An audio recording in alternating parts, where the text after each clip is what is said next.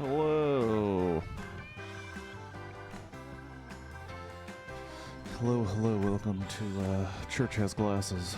It's like Kirk Has Glasses, but on Sundays. And semi looks like church.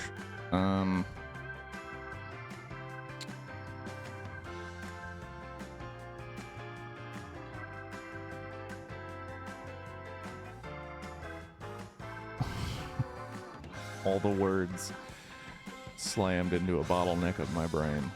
It was pretty bad. It was pretty bad. So I had an idea for today. I don't know how well it's gonna go, and frankly, I don't care. Because it's gonna be fun for me, and yeah. So hopefully people can come by and enjoy it, but if they can't, then that's fine. I don't care. I don't care. I don't care. I don't give no fuds, if you will. But usually we begin a Church Has Glasses with like an impromptu faux sermon. And there is something that's been happening lately that I felt a possible need to speak to. The news of a Red Dead Redemption 2 reissue, not Red Dead Redemption 2, Red Dead Redemption 1 reissue. So if you were not aware, I played the hell of Red Dead Redemption 2 on this stream. I played a little bit on Sundays. I played it for 24 hours for Extra Life. I enjoy the game quite a bit. I think it's very, very cool. I thought it was probably one of the best games I ever played, and I really enjoyed the first one, Red Dead Redemption 1, also known as just Red Dead Redemption. And if you did not know, Red Dead Redemption, the first one, actually takes place after Red Dead Redemption 2. Even though the title is a sequel, it's actually a prequel to the events of the original game, Red Dead Redemption. And the company who makes Red Dead Redemption, Rockstar, I believe they're owned by Take-Two. I think that's the parent company. It doesn't really matter. But they made Red Dead Redemption, well, like 13 years ago? It was a long time ago. Well, let me look it up just to be accurate.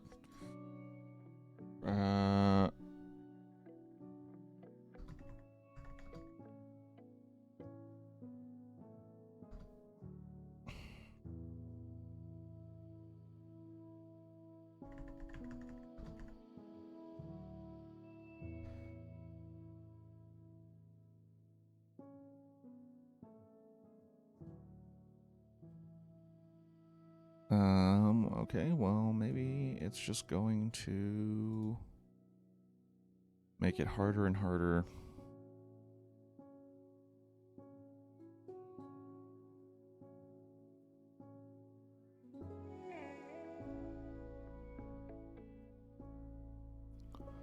So it was released in 2010.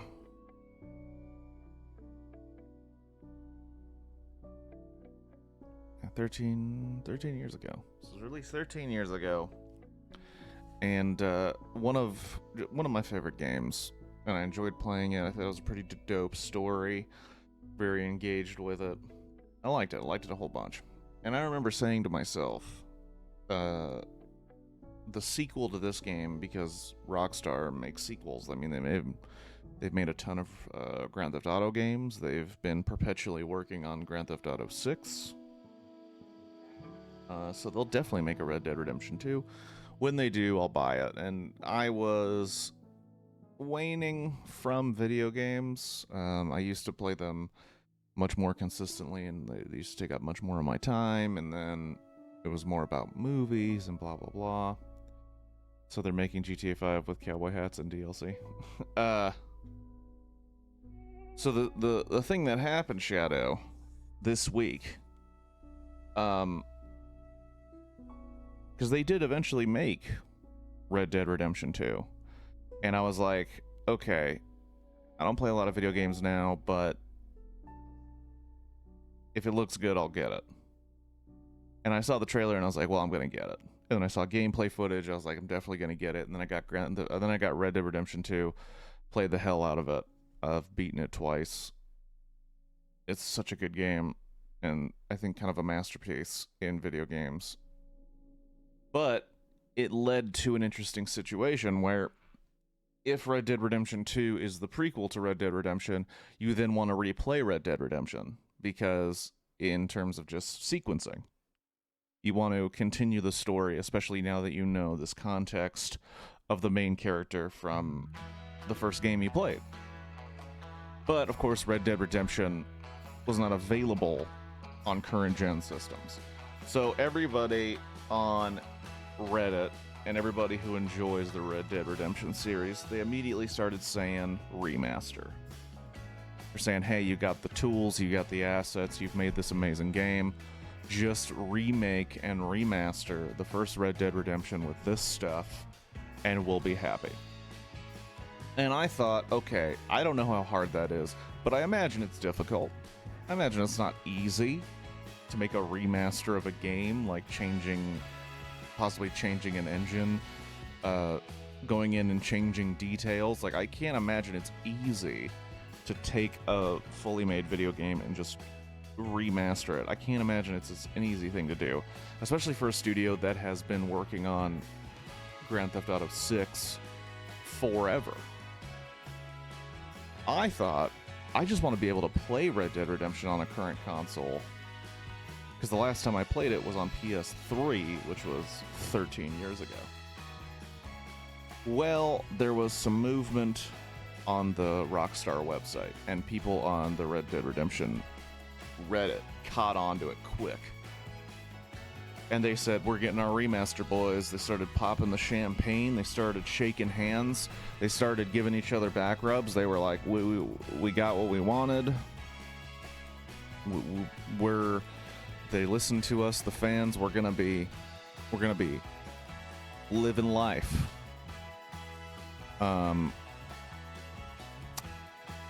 What actually happened was Rockstar announced that they are going to be giving a reissue, not a remaster, not really a remake, a reissue of Red Dead Redemption to PlayStation 4, which is compatible to PlayStation 5 and Nintendo Switch. And I said to myself, okay, I enjoy Red Dead Redemption. I'll pick it up. I'll play it again. I mean, even if it doesn't look as good as the Red Dead Redemption 2s and the new gen games, like, I really enjoyed playing that game. I'm a big fan. I will get it, and I'll play it on PlayStation, maybe for stream. I don't know. It was a very fun game, and it'll continue the story, and I'll replay things I remember I maybe forgot and enjoyed about the first Red Dead Redemption game. And then they gave the price tag, which is $50. And I said, huh, you can go fuck yourself. You can go fuck yourself real hard. Because $50 for a game that's 13 years old, that, quite frankly, I have right here. I already own it. I just don't want to go digging for my PS3 that may not work in storage to find out that it doesn't work and maybe runs a little janky. And if all you're doing is taking this entire thing and Undead Nightmare, which they pretend is like worth, I don't know, $25, it's like, yeah, it was worth $20 13 years ago. I just didn't want to pull out my PlayStation 3. I will gladly pull out my PlayStation 3 and troubleshoot and try and get it to work over paying you $50 for this, something I already have. To me, I'm not even upset that they didn't remaster it. There's a lot of people online that assumed that they'd get exactly what they wanted. And they're like, oh, you mean to tell me you didn't assign a whole team to develop a remaster of this game? Of course they're not going to do that. they're working on Grand Theft Auto 6. Okay, a game that I believe they anticipate to make all of the money, not just a lot of money, all of the money. They plan on releasing GTA 6 and the entire economy to shift. That's what they plan on doing, because when they released Grand Theft Auto 5, it made like $1 billion in like 4 days. Because that's how big those games are. And these whiny bitches, and that's right, I'm gonna say it, I love Red Dead Redemption. I love Red Dead Redemption 2. I didn't think they would make a remaster right now. I didn't think it was even possible, because they're focused on a game that's actually going to make them a ton of money, an absolute shit ton of money. I think Red Dead Redemption 2 made the money, sure, but Red Dead Redemption can only make them so much money. Grand Theft Auto 6 is going to make all of the money. So that's what they're going to focus on. That's what they care about. And when they said, oh, we're just going to give you the game, I was like, we're just going to give you the game as it was. I was like, okay, totally fine. I will gladly pay you a couple, maybe $20, 20, maybe 25, maybe 30. I'll give you $30 for the convenience of not pulling out a PlayStation 3 and it may not work, and the controllers may not work, and like the back and forth of trying to get this game to load correctly on a decade-old system. I'll pay you $20 for that convenience. But then the audacity to say, oh no, 50 is competitive. And it's like, no, that's just a cash grab until you make the ultimate cash grab, which is Grand Theft Auto 6, which I think is probably gonna be a pretty damn good game. They've been working on it this long. They released Grand Theft Auto 5, and it had so much, it was so updated to the entire franchise of Grand Theft Auto. It was such a step forward that they've kept it around for how long? How long has Grand Theft Auto 5 been out? Let's look at that. Probably 10 years. 2013, 10 years. Released in September of 2013, 10 years. It's been out 10 fucking years. And it still makes money for them. Hold on, let's ask Google. How much money does GTA Online make in a month? Let's just say a month.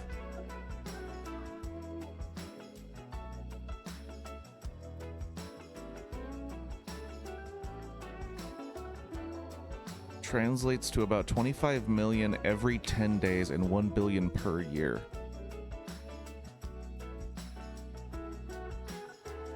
$1 billion a year for Grand Theft Auto 5, right? GTA Online makes $500 million a year, even though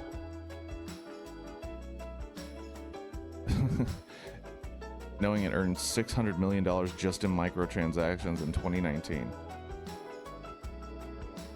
They could remaster, but here's the thing that like boggles my mind, Shadow.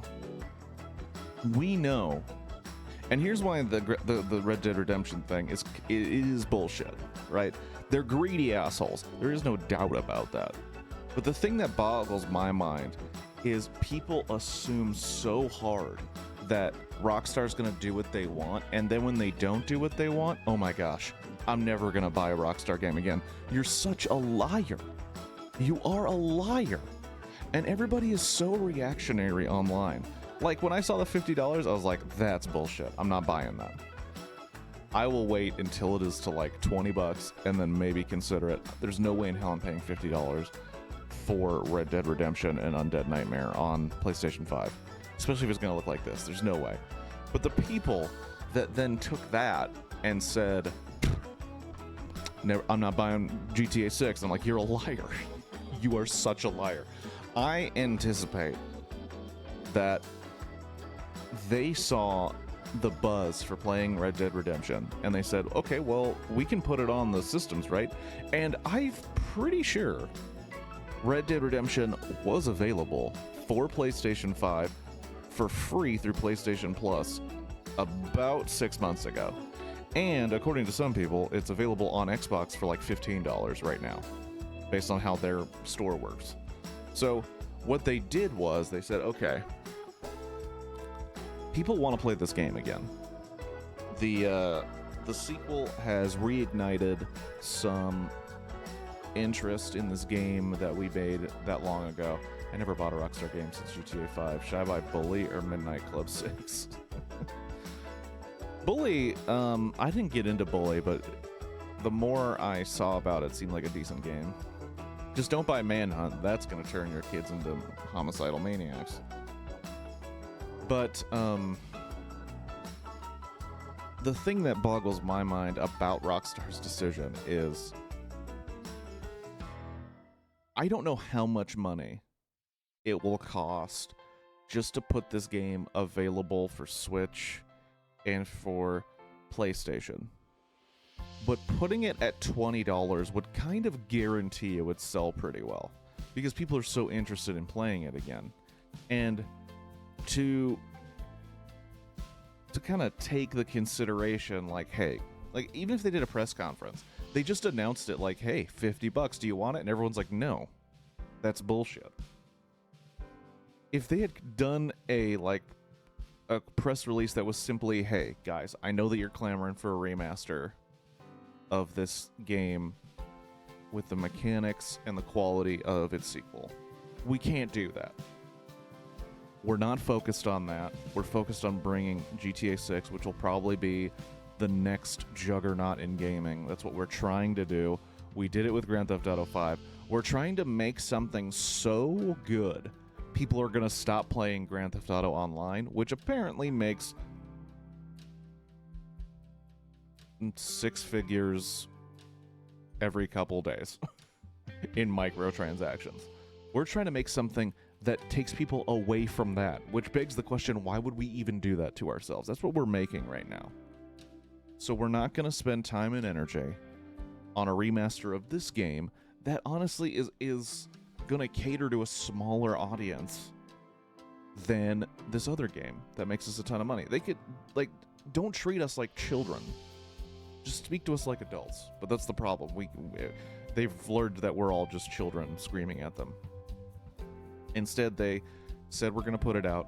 It's going to be $50, and that's just it. And I'm like, okay, well, then I'm not going to buy it. I'm okay with that. That's your decision. It's your company.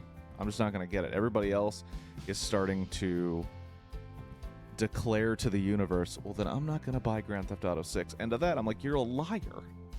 You are a liar. Because Rockstar's going to do what they did with Red Dead Redemption 2. They're going to release a teaser trailer for Grand Theft Auto 6. And everyone's going to go, yeah, well, if you weren't such a shit company, maybe I'd buy it. But whatever, like, I don't care. Then they're going to release a full trailer. And those same people are going to be like, yeah, well, I mean, it looks pretty good, but, definitely not buying it launch day. I'll tell you that right now. Not going to buy that day or week one. I'm not going to do it because Rockstar, they're the worst. And then they're going to release like a gameplay. They're going to release probably a third trailer and then some gameplay footage. And then everyone is going to be like, well, that looks really good.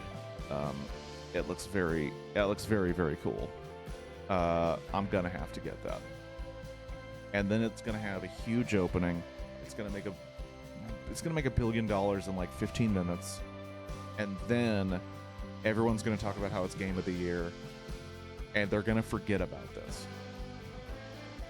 Nobody has hindsight for this situation. Nobody has the ability to see the forest through the trees. Because this is not going to be that big a deal. But you can just vote with your dollar by just saying, fine, I'm not going to buy it. Freaking out about it doesn't do anything. And if you really want to play the game again, go to your storage units. Go to them. Get out your PS3. Try and get it to work. Because honestly, it's going to be on that store for $50. They're going to keep it there for a while. Then it's probably going to go down in price. like on the down low, and then you get it then. You don't need to get it right away. There's so many games you could play right now for free that this isn't that big of a deal.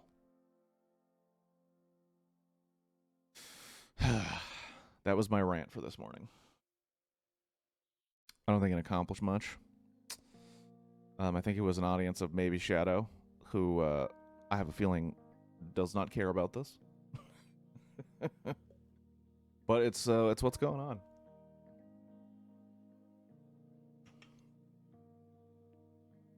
But I remember the second I got done with Red Dead Redemption 2, and I was like, man, I wish I could play Red Dead Redemption 1. I have to find the PS3. It may not work. I mean, maybe I'll try it, but I can play Red Dead Redemption 2 for a while. It's an open-ended ending. I'll just play it because I enjoy this game. I enjoy this game so much, and I really like this story.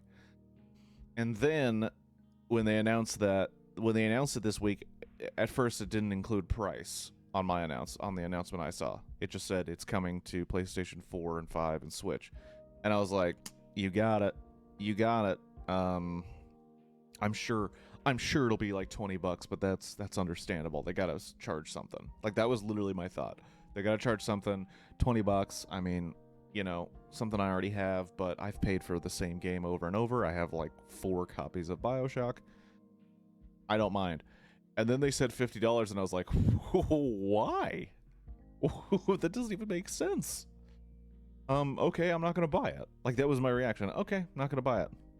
But the people that that were sharpening pitchforks, making grand statements, I will never buy Grand Theft Auto 6. I was like, you are a fucking liar.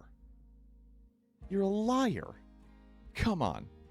You mean to tell me in the, like, 6 months from now, whenever it is, maybe even another year, if the Earth survives that long, when they have that announcement trailer for Grand Theft Auto 6, you're not going to be excited about it. I only played Red Dead 1, and it was about 6 or 7 years ago. I might pick it up for the convenience of it on the Switch. Don't really care about the Wiener Boys complaining about it being $20 higher than they wanted. And that's kind of the weird thing about it, is this thing will still make money because of the Switch audience, because if they're diehard Nintendo people, they've never played Red Dead Redemption. And this is a chance for them to play it, and frankly, having it kind of on the go would probably be dope. Like, having it at the convenience of a handheld console, probably sweet. That's why I bought BioShock for Switch. I was just like, wow, that's bold. Like, I think Red Dead Redemption is great, the first game. I think Red Dead Redemption 2 was great. But they charged $60 10 years ago. And they're like, oh, but we're including a Dead Nightmare. Like, okay. So we paid $80 10 years ago for those two things. Roughly. Both of those games came together in a Game of the Year edition for, I believe, $20. Spoken like a true wiener boy. But you can understand my confusion. They even sold that game for $20. They sold this package of games for $20 a year after those came out. It makes sense to sell them for $20. But yeah. I also find it funny, the other louder wiener boys, which is a fun term. I'm hoping we can kind of stamp wiener boys into existence, into lexicon. But wiener boys were saying, like, they're really going to lose money on this. No, they're not. What are you talking about? They already have it. They don't have to make anything. It's just a way to make money. So it's like, guess what? If they only make 20% of what they thought they would on this Red Dead Redemption reissue, It's basically all profit, I think, because they took something that already existed and they put it on a platform, and if it gets sold, then it's just money on top of nothing. So it's not like they're going to go broke making this decision. And like I said towards the beginning of this rant, when Grand Theft Auto 6 comes out, no one's going to give a shit about this. They're going to forget all about it. Everybody now has the memory of a goldfish. And honestly, I would not doubt that when Grand Theft Auto 6 comes out, the original Red Dead Redemption will probably drop down to half or a third of the price on Switch and PlayStation, because they'll be like, who cares? We're making money hand over fist because of Grand Theft Auto 6. We don't care. Spoken like a true wiener boy. Well, Shadow, the thing that I have set up for today, you might actually be interested in. Kind of. When I was helping my father move, we were going through basically the garage full of just stuff. You know, there's things in plastic bins and cardboard boxes, things from the past, things from your childhood, things that you just kept holding on to because you didn't know if you could get rid of them, right? And yesterday, we kind of went through and we started throwing away the stuff we definitely didn't need. It's a very cathartic experience to look at all your old shit and go, I don't need this. Like, this I could use in the future. This might be for future children. This we can donate. This could help out somebody else. This, like, you're going through and you're you know, you're figuring out what to hold onto and what to let go of. And we came across 2 cardboard boxes that just said tapes. And it was filled with the VHS tapes from my childhood. And next to me here, I have I want to say it's like a 15-gallon bin full of VHS tapes. And today I'm going to figure out what VHSs we're keeping and what VHSs are being cast aside.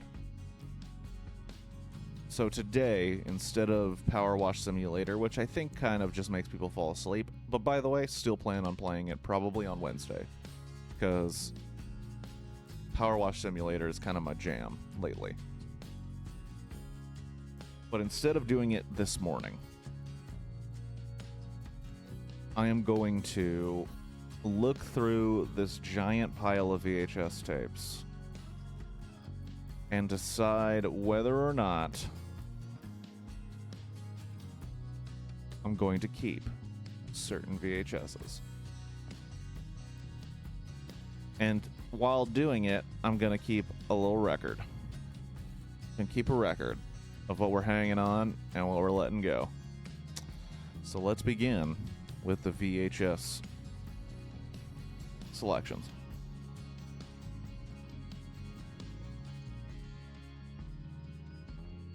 First up, we have Sister Act.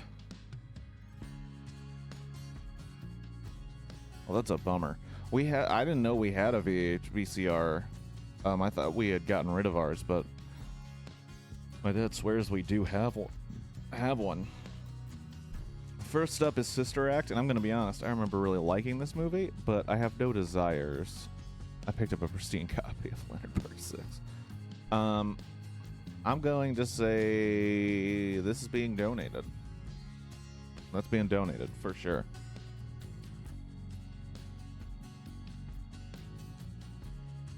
So we're letting go. Sister Act.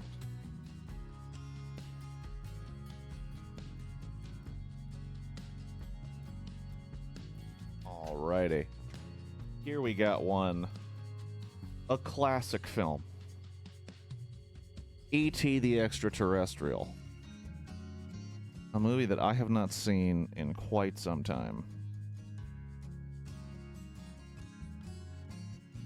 I think I'm keeping this. I remember that there used to be early 90s Christmas. I remember E.T. My biggest memory of E.T. is not even the movie. It's Universal Studios had a E.T. ride. And that ride had a section where E.T. basically says your name, right? And every time I put in my name, it would screw it all the way up. And it got really annoying.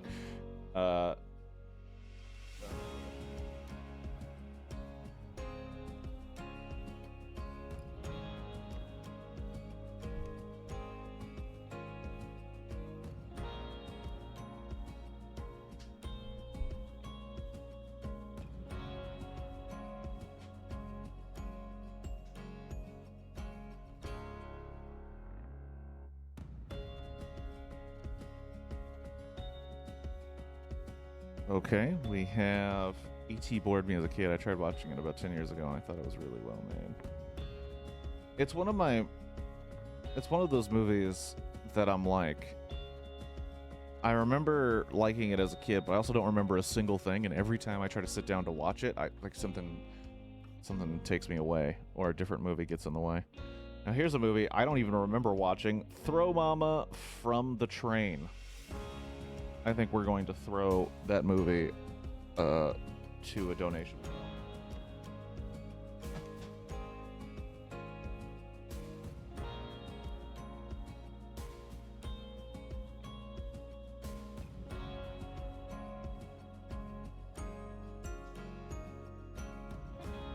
All right.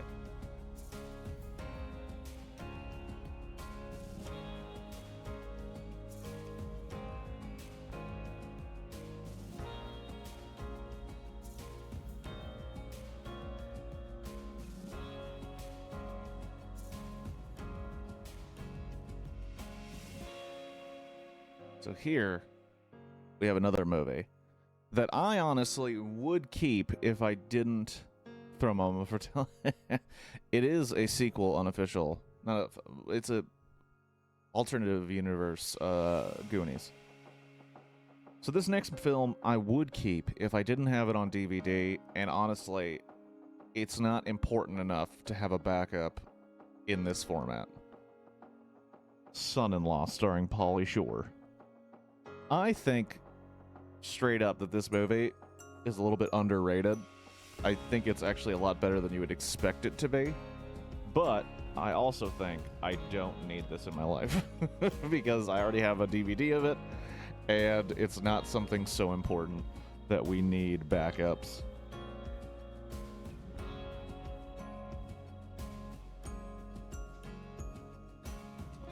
We also have here, Teenage Mutant Ninja Turtles Case of the Killer Pizzas. Cartoon Teenage Mutant Ninja Turtles. It's probably dope, but I don't need it. Erase Polly from the Earth. Wow, that's mean. Have you ever seen Son-in-Law? I'm being honest. I'm trying to be nice and courteous about it.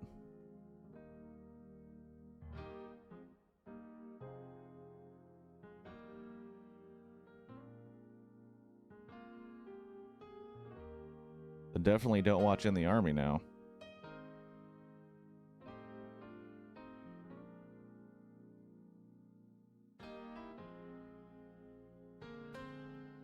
Oh, shit. Oh, my Lord.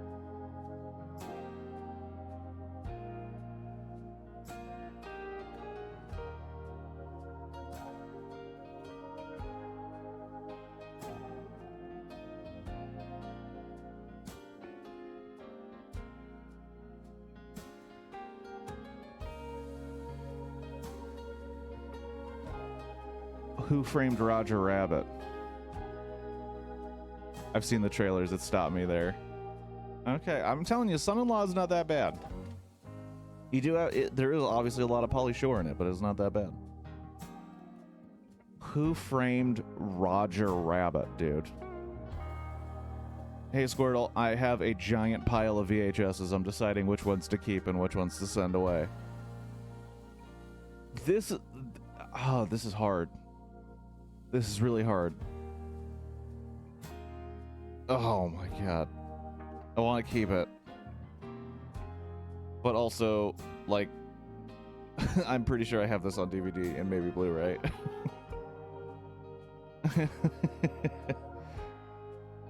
Who Framed Roger Rabbit, dude?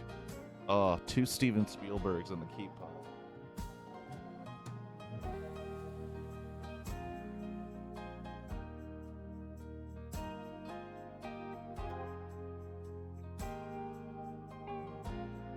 Wait, how do they spell Roger? No D.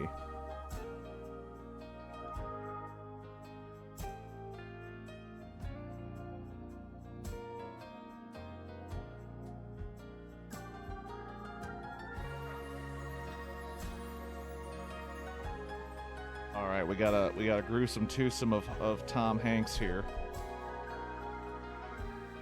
Forrest Gump and Apollo 13. Oh boy.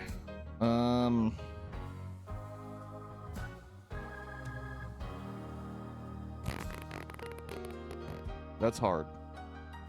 It's hard because they're great movies. No one's saying they're not good movies. Forrest Gump, I think, is kind of... You've never watched either of these?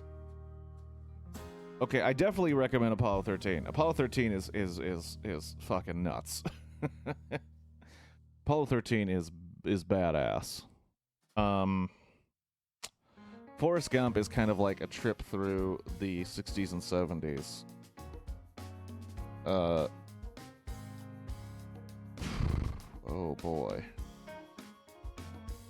We're gonna put this, you know what? This is in the maybe pile. I have to think about it. Because I feel like I could get better versions of this. You know what I mean? Like, this isn't something that's gonna be hard to find.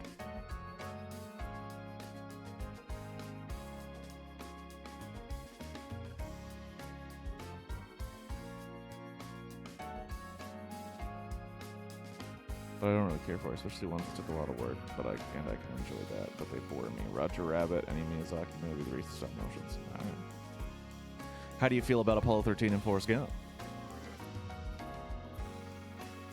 Those just kind of encapsulate the time of VHS, though. That's why it's kind of hard. It's kind of hard to get rid of them.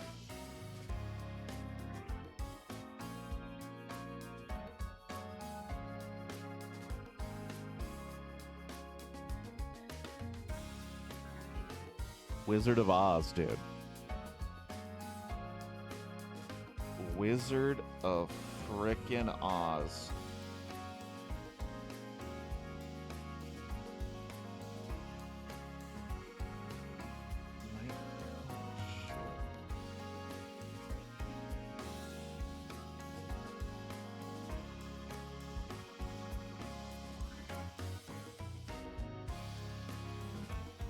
Trying to find the year this was made. Never seen Apollo 14. Don't really care about Rocky 2.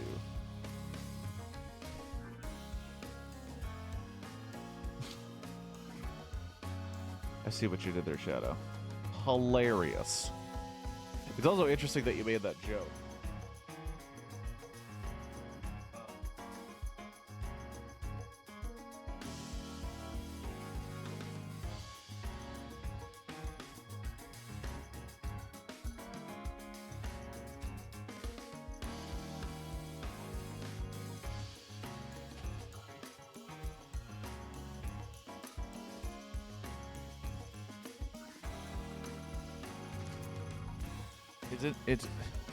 It's interesting you made that joke about Rocky because this box probably will contain every Rocky movie, And I have been told by my father that I cannot throw them away. So...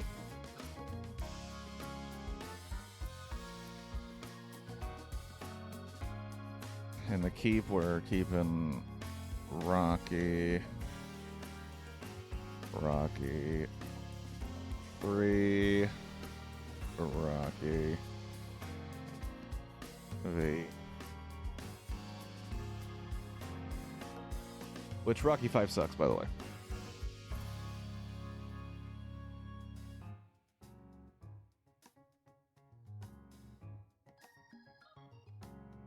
And then we have another direct-to VHS animated feature.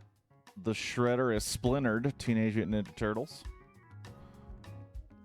How else are you supposed to watch Rocky? It's literally nowhere else. I'm not saying for sure, but we do have Rocky on DVD and I think Blu-ray.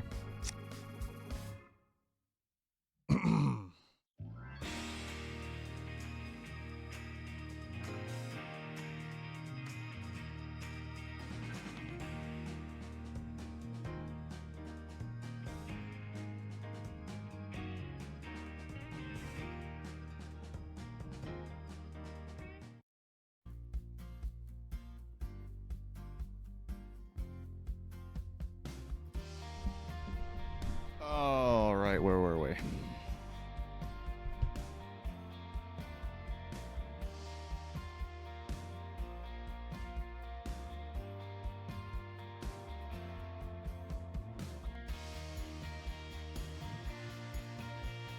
So here's one.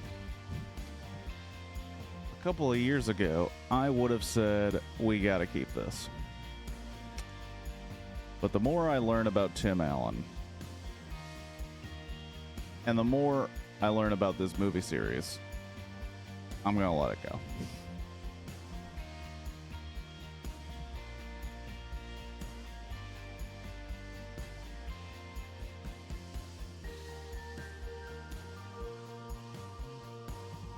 This movie also made me spell Santa Claus wrong for way too long. And also, is that a hair or I don't know. We're gonna put that in.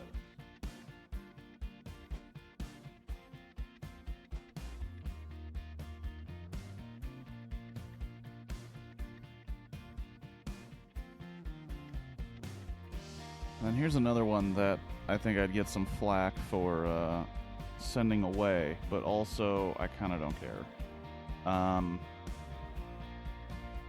Addams Family, first movie remake with Raul Julia and Christopher Lloyd. Yeah. Oh, and Christina Ricci. I'm sure it's good, and a lot of people would say keep it, but I don't have any affection for it right now. The Santa Claus, I think, was like a decent story.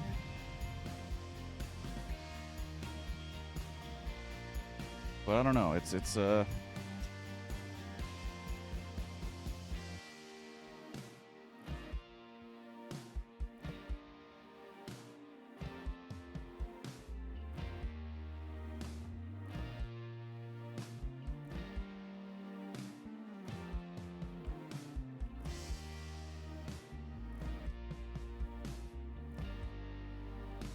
Now, I have a handful. I had Adams 2 recorded on TV. Watch that a bit.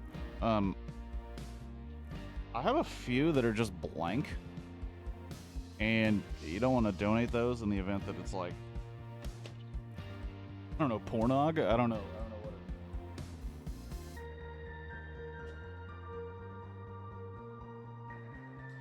Oh shit, dog. The Mask. Oh shit, hold on. The Mask. It's good green, so the green screen will pick it up. The Mask. I'm gonna donate it only because I have it on Blu-ray and I don't have a box for it, so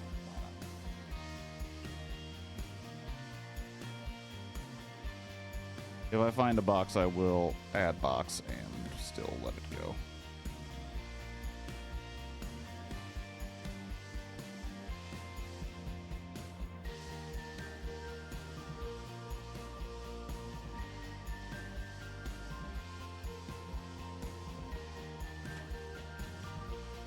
Rocky 4, America versus Russia. A movie that is so toxic patriotism that it like kind of hurts to watch it.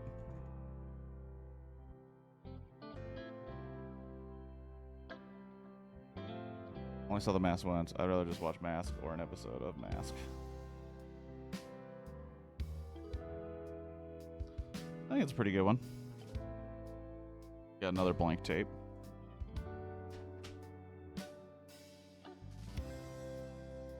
What? Shut up.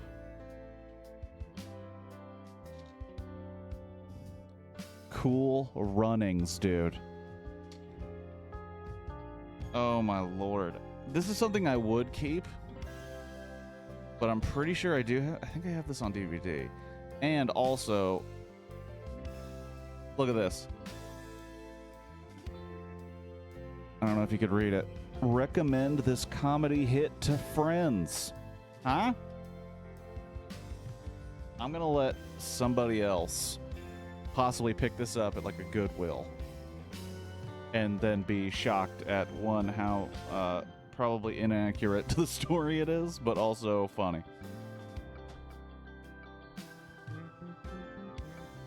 Never seen it either. John Candy, bro. John Candy. That's all you gotta know.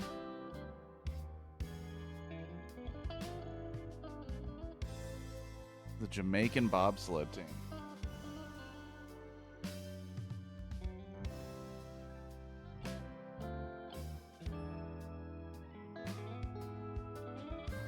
A lot of VHSs with nothing written on them, which is kind of scary.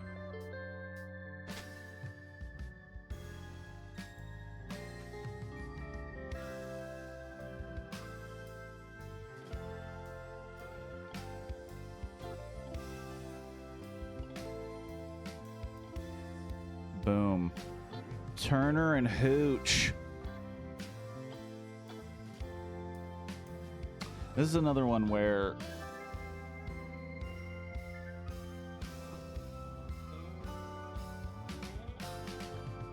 what? He got an Academy Award nomination for Big? I did not know that.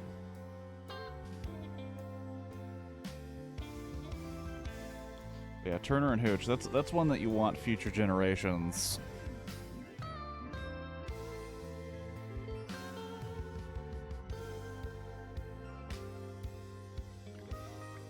Turner and Hooch.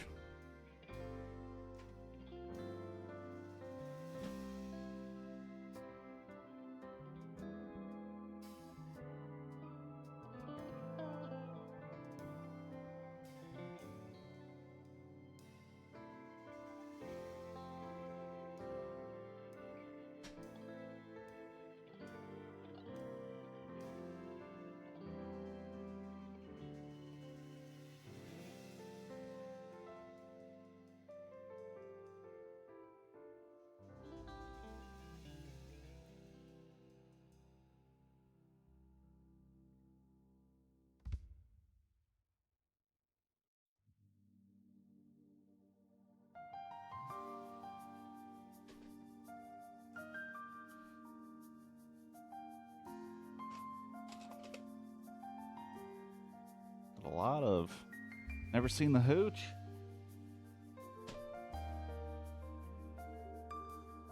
I'd say that's a funny one.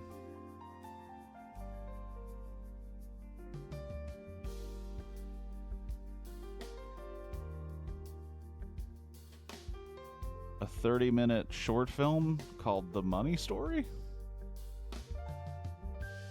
I don't know what that is.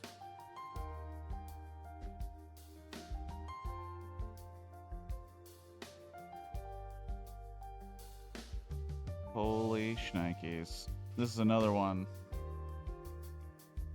I'm so glad I have a copy of it. Look at that. First off, Men in Black, right? Dope as hell. Secondly, as a bonus, if you can read it, it's hard to read because it's in green. Son of a bitch. includes Will Smith's music video for Men in Black. That's a steal.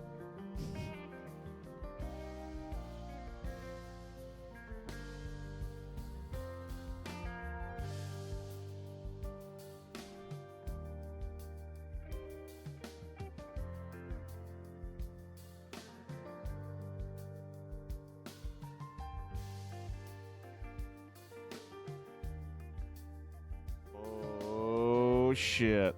Can anyone say Will Smith is a good actor? Yeah. He's good at being Will Smith.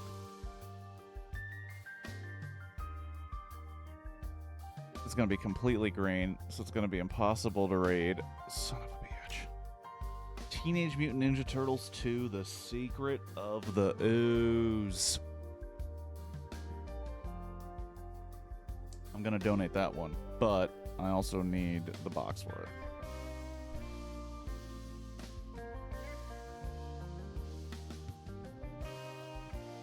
Son of a bitch.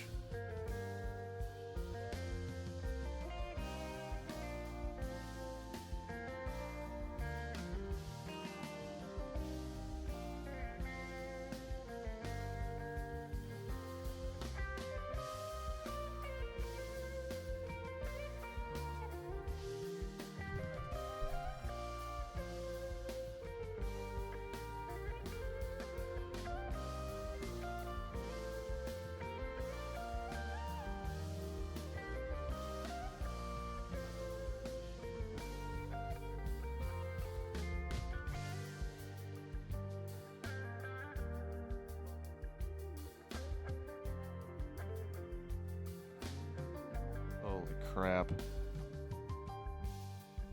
We not only have... My friend and I saw TMN2 so many times at the second run theater, only 50 cents on Saturday. Okay. Jurassic Park. But, not only that, The Lost World Jurassic Park. Wow, dude. Hold on, let's just... For kicks and gigs.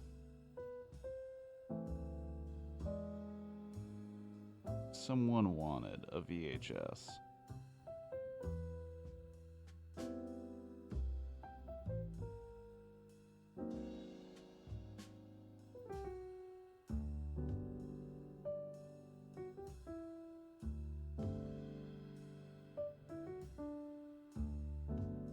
Okay, they're going for $1. $1, $7. Okay. I had a theory that maybe... Oh wow, if I had Jurassic Park 3, that goes for 99 cents. I had a theory that, I don't know why, I thought Jurassic Park might be like a collector's item. That people would be like, oh shit, you got Jurassic Park on VHS? But no, not the case. So let's, I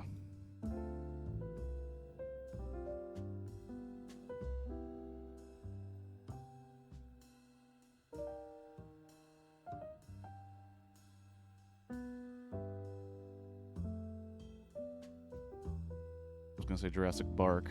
Get a little Futurama ref in there. It's weird because it's like, I feel like this represents, even though I'm literally holding a copy of The Lost World, which people think is kind of sacrilegious, I feel like holding this brings me back. Oh yeah, they only printed a limited run of that Jurassic Park shit. You know, I know. Wait. Shadow, you know what I mean. Like, maybe there'd be crazy collectors out there that are like, what? You have Jurassic Park on VHS? But I guess not. But back when Jurassic Park was like a good movie, and it wasn't sullied by this reboot bullshit Jurassic World, back in the day when they just, like, kicked off some hot shit, man. Jurassic Park, the original, so good.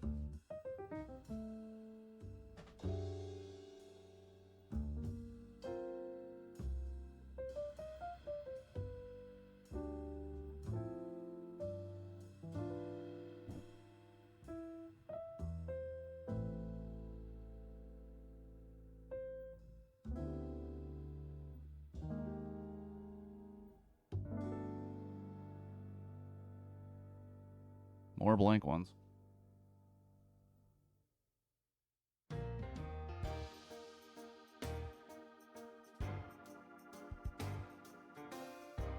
Oh, Hoosiers, donate. Because who gives a fuck about Hoosiers?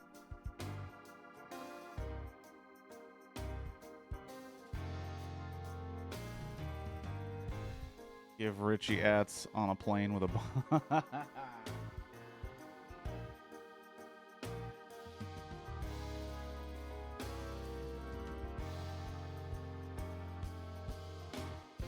Oh, shit, dude. No way. No way. But obviously, yes way. Of course our family had this. Wayne's World. Wayne's World on VHS, dude.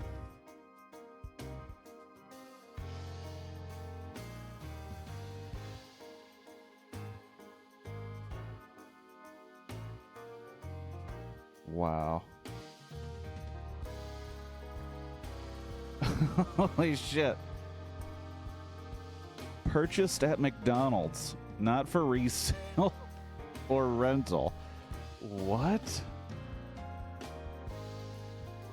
What? Hold on.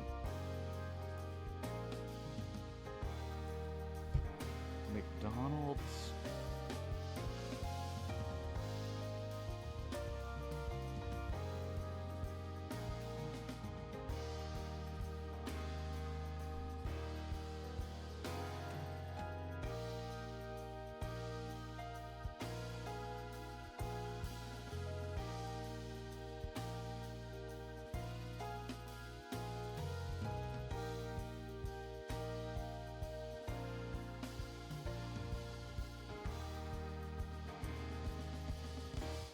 Yeah, $10. But that's crazy. McDonald's Wayne holds up. It does. It's just crazy. This was literally bought at Wayne's World. Not Wayne's World, McDonald's. And this is something I have a copy of, so it's like, I'll be fine. I'll be fine.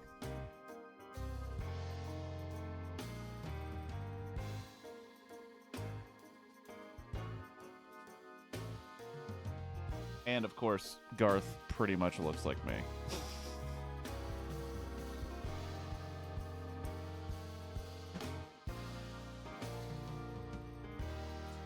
Another movie that holds up just as well.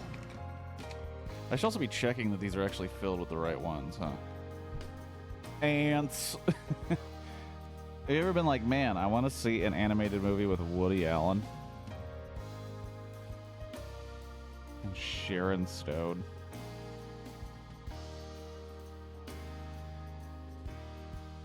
Siskel and Ebert gave it 2 thumbs up. That seems crazy.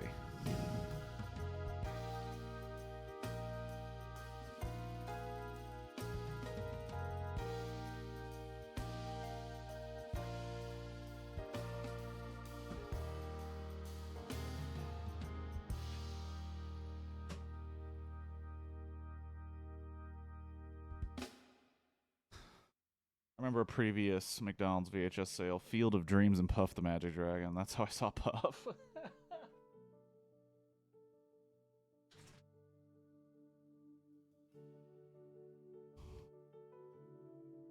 Holy shit. The most rousing family adventure since E.T. Free Willy. In a puffy box too. In a bubble box. Hot damn. Free motherfucking Willy, dude. Did rewatch this recently. Didn't think it was bad, but this movie goes hard, dude. Free Willy goes pretty damn hard.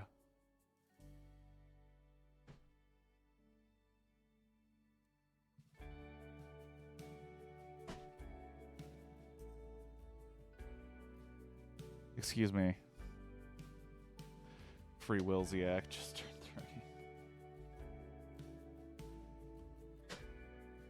I'm going through and I'm checking. The last thing I want to do is get rid of something that's actually dope.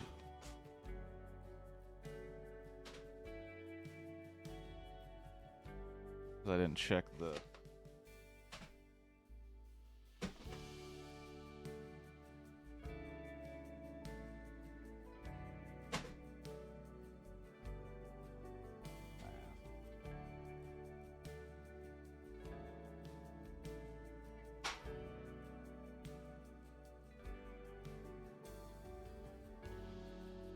Hitting that green screen.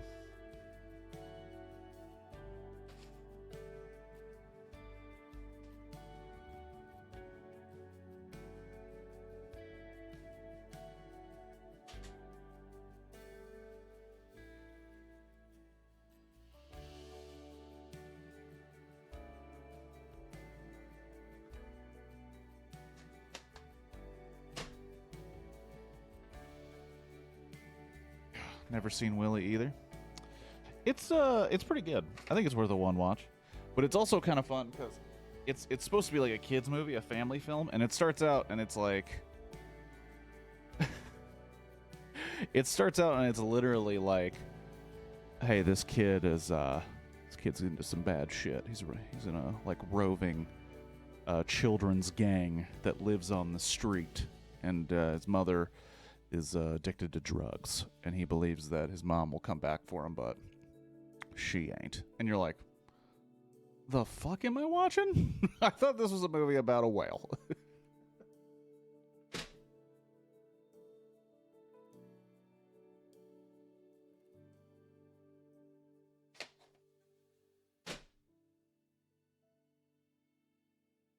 Okay.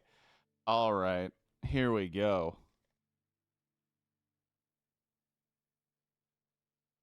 This one feels like something I should keep, even though I literally played the DVD on the day you're supposed to.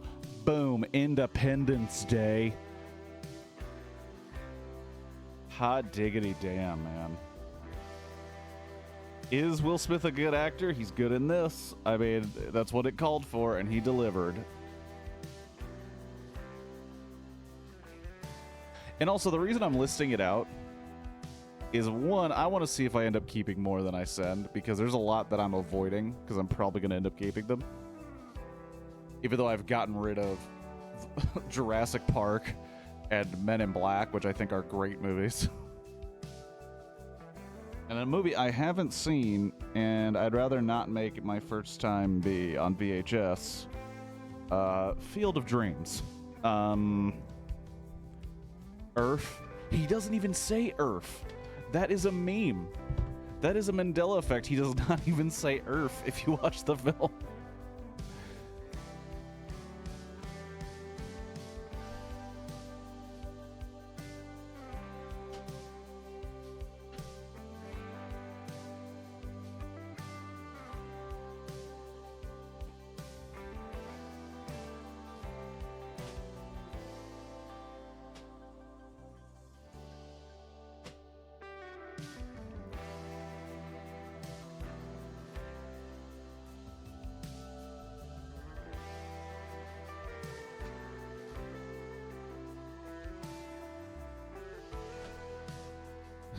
You went fields? You hating a puff? What? I don't even know what you're saying. Oh shit, dog. You want to talk about childhood. You want to talk about childhood. Casper, motherfuckers. 90s. Christina Ricci, Devon Sawa, Bill Pullman, dude. Holy shit. Eric motherfucking Idle, dude. Casper, the friendly ghost, with a cameo by Dan Aykroyd. Casper is amazing. Nope. Casper sucked. That's what I love about movies, man. Opinions. We're gonna get rid of Casper. I haven't seen it in forever. I'm pretty sure I could rent it for 99 cents. Or it's free on something. Fucking Casper, dude. Holy shit.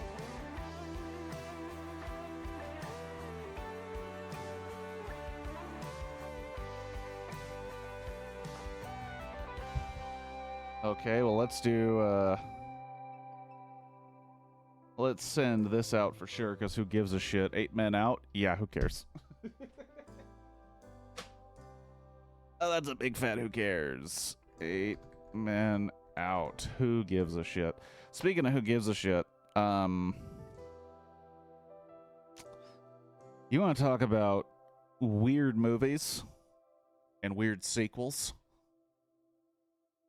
Teenage Mutant Ninja Turtles 3, Turtles in Time. Oh boy, was this shit. This was a bad movie. Entertainment Today said it is the best of the series, loaded with great action, humor, and family-oriented fun. That's not true. This movie is horrible. I have it on Blu-ray, but because it came in a pack with the first two, and the first one's pretty bad. I'm also pretty sure it's Teenage Mutant Ninja Turtles 3, Turtles in Time. Hold on, do I have to Google search this shit?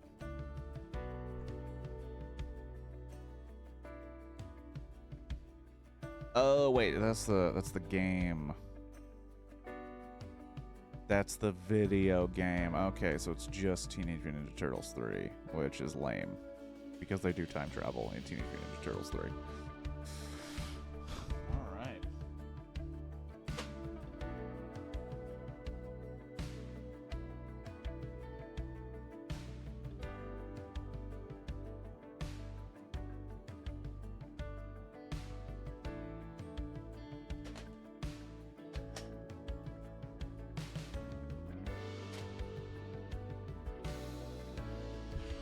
Movies. We'll put this. I saw this for my birthday while my parents saw Groundhog Day. I wish I saw their movie instead so much. I want to rewatch. Let me, because we have, I think, two participants in the chat of Squirtle and Shadow. One saying Casper is amazing, the other saying Casper sucks. I want to rewatch Casper. It has been a long time, but I loved it as a kid. I don't know what it is now. I have a feeling it may not hold up, but anyways. Speaking of films that I would probably keep if I didn't have it on Blu-ray, Young Frankenstein. Young Frankenstein with Gene motherfucking Wilder, dude. So good. Such a good movie.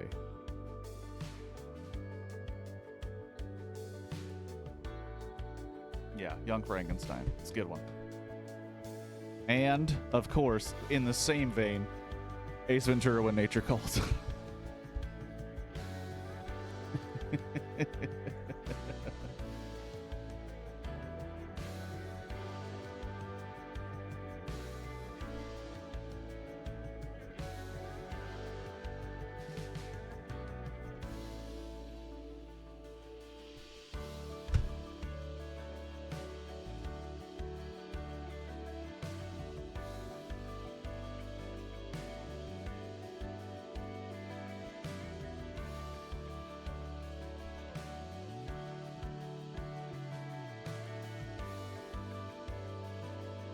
This is literally just a still sealed VHS.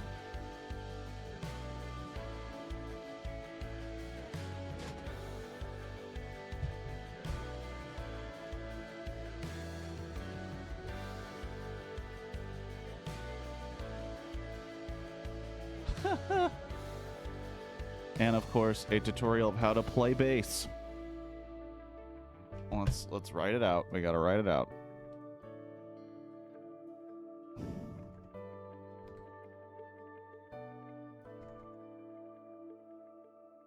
Classic film. Getting started with your Fender bass.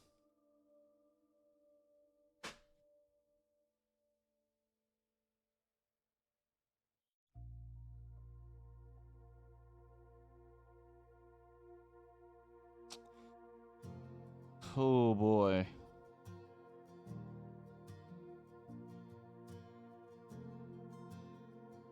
Another one that I would consider keeping if I didn't have it in another format. Honey, I Shrunk the Kids. Fuck yeah, dude. Fuck yeah. This movie, I heard a rumor that they're gonna reboot it and they're bringing back Moranis. I don't know if that's true, but I will say this movie holds up for me hard. Holds up for me super hard. Honey, I Shrunk the Kids, dude.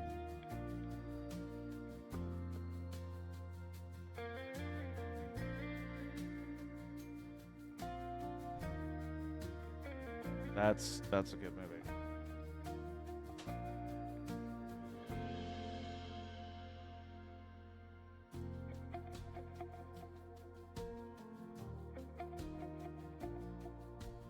Another one in the same category.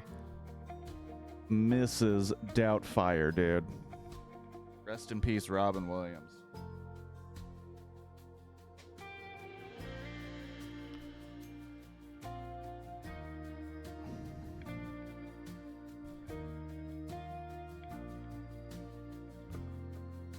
We saw Honey in a theater during a storm. The power went out halfway through, so they started from the beginning again. I was done with it.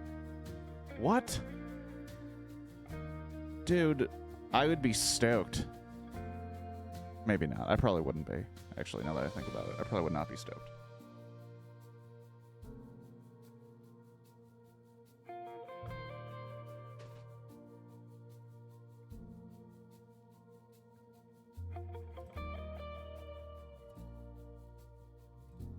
Ace Ventura, Pet Detective, dude. Holy shit.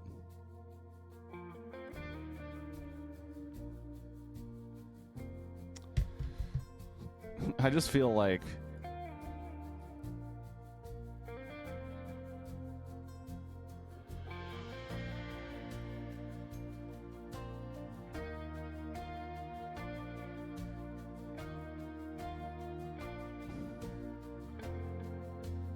I have a feeling someone's gonna be going to this Goodwill and they're gonna have a VHS player and they're gonna love random movies and they're gonna be like, oh my gosh, I've stumbled into a jackpot.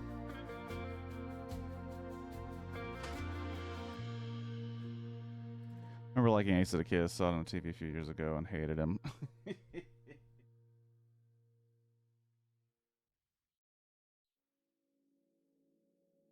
Alrighty. We got another movie we need to keep. Rocky 2.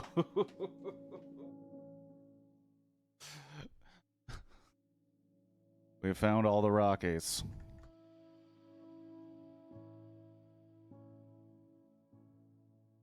We have officially found all the Rockies. Another movie that I will be getting rid of. One, because I think we have a copy on DVD or Blu-ray, but two, because this movie's weird.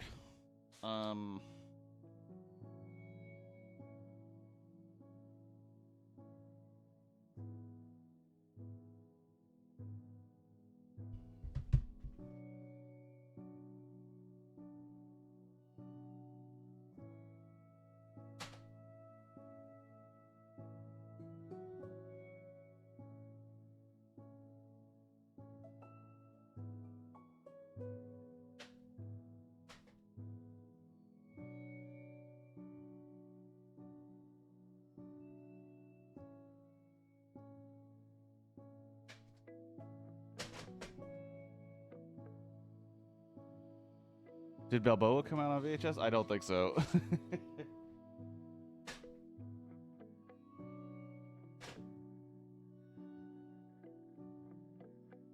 Yeah, that's what I said to my dad. I was like, well, I think we probably have some Rockies in there. He's like, well, we got to keep those. And I said, well, it'll stop at Balboa for sure, because that definitely did not come out on VHS.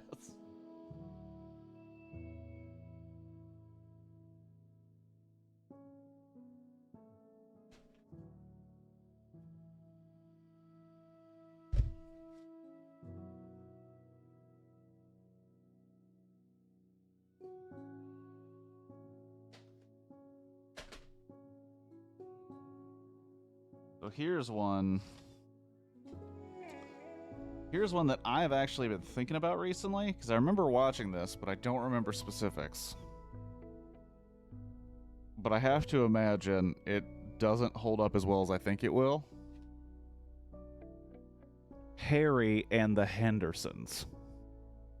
Just a family film about a family hitting Sasquatch with their car and then taking him home, and then he becomes part of the family. Starring John motherfucking Lithgow, dude.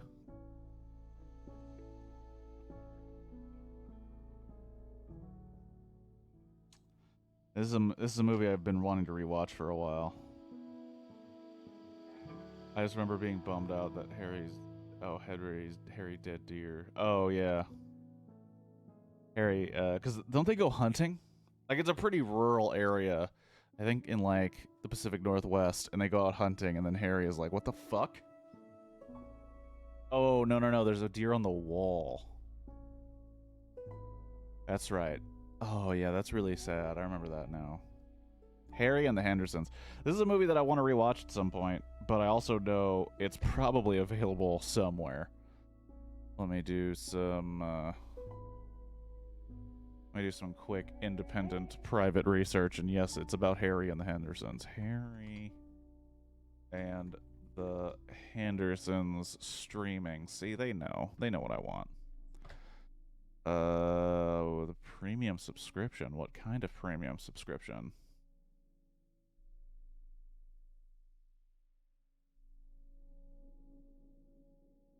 Okay, well, it's not on there anymore. I'm sorry, Hulu. I don't want to watch Swamp People. I know that's probably a shock to you. Just because I looked up Harry and the Hendersons, it doesn't mean I want to watch. Oh, Stars. Gotta have Stars. That's lame. That's lame. Had a comic with an ad for a Harry comic. That looked bad. A comic based on Harry and the Hendersons? Harry and the Hendersons.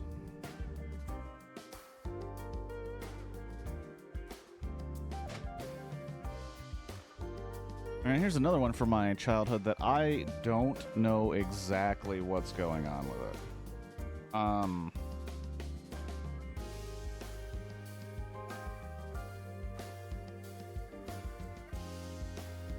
And this movie was only 72 minutes long. And that's Fern Gully, The Last Rainforest. I think Vinnie Price was in this? But yeah, Fern Gully. It's about, conservation of the rainforests. Unfortunately, I'm pretty sure it didn't work.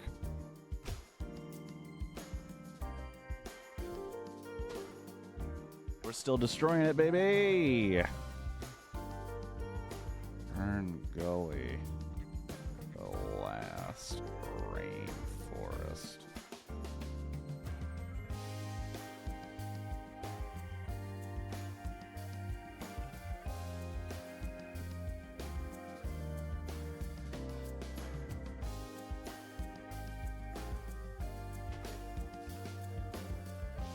Now here's gonna be a movie that I'm definitely not keeping because it comes in 2 cassettes, which is bullshit.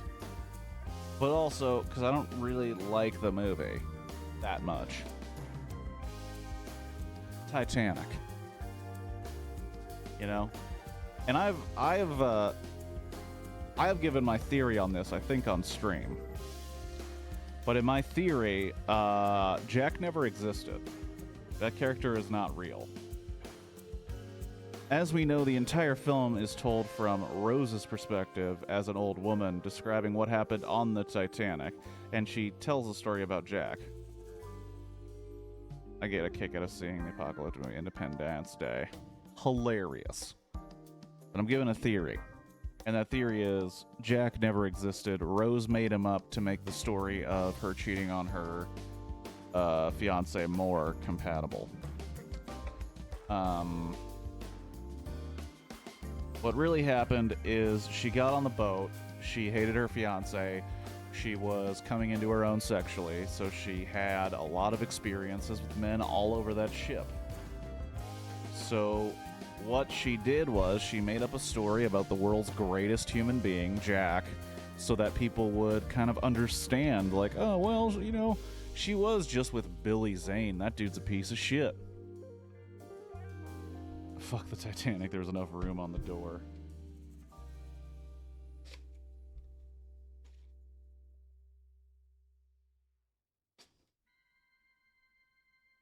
But yeah. But, you know, I think I saw my first boobies with this. I think everybody did in my age group and sheltered quality. Without Titanic, we would have seen boobies much later, so thanks, Titanic. Too bad you suck.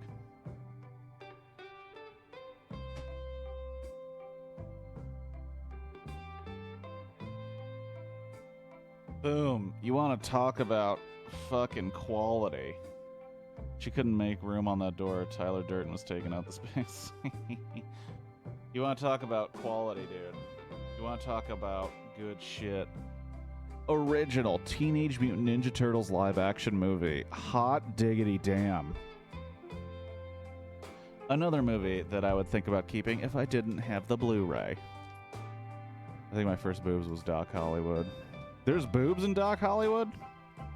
Well, you've pushed that up on my list on HBO Max.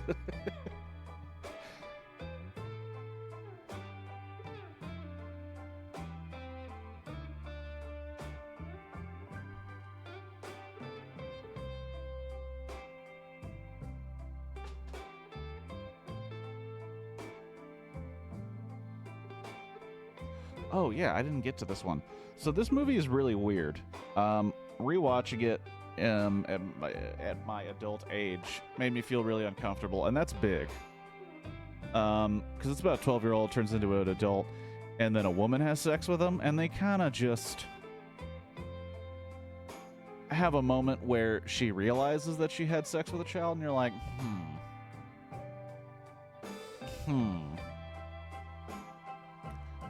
That's a big old plate of with a side of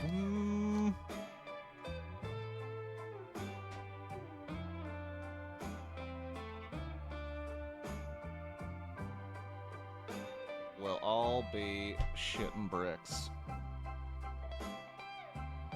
Austin Powers, dude.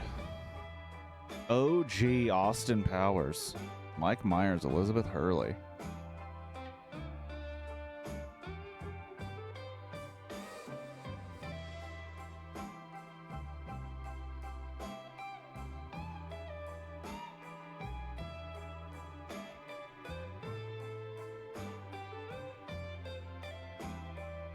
This movie hit so hard when it came out.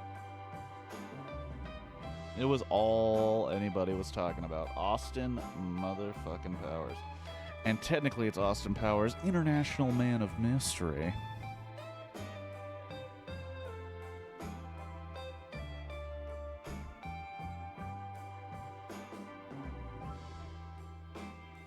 Uh-oh. Is this going to be the one? It is.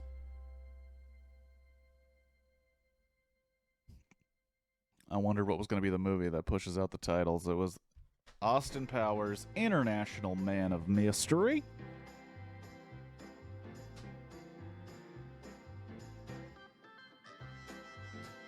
Oh, shit. Hot diggity damn, dude. The Princess Bride. Hot, hot, hot heat. Gonna definitely send it out, though. I have it on Blu-ray, and also, we're good.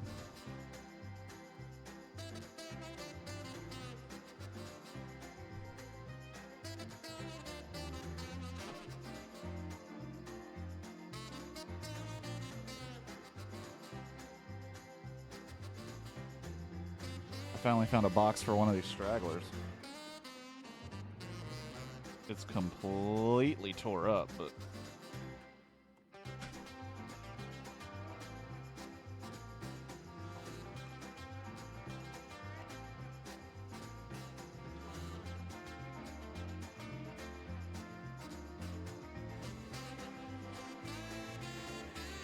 There's a Kid Picks 3-pack of Mickey Mouse. It's a interesting one.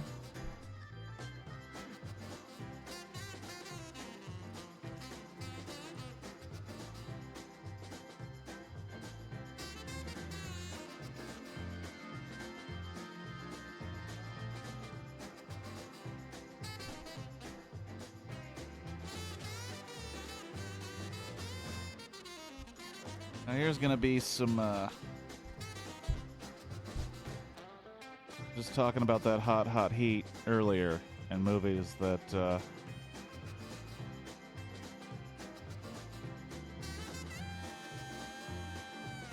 Okay, well, the power company just texted me back and they expect my power to be back at 3 p.m. my time. So we'll just get this, stream back up and running, in about 4 hours. All right, everybody, but until then, let's get through this VHS box. Talk about movies that I'm getting rid of only because I got it on better platforms. Home Alone and Home Alone 2 Lost in New York. That's some goodness right there. That is some good shit. That is, that's gonna make somebody pretty happy.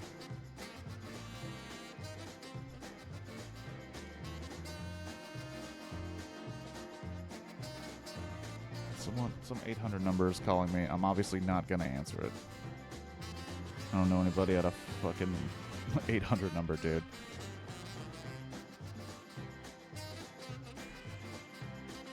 Home Alone is probably one of the best Christmas movies. Amen, dude.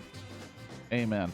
And I will be that guy. I enjoy Home Alone 2 a lot. I think once I got older and I understood movies a little bit more, it kind of reveals itself to be a little sequely, a little too hard, where it's just, let's hit the same beats but bigger. And you're like, well, guys, come on. Come on, guys. All right. We got a trilogy here. This is another example of I got it somewhere else, but it's absolutely crazy to have all three of these bad boys. Let me see if I can do this. Because two of them are bubble boxes.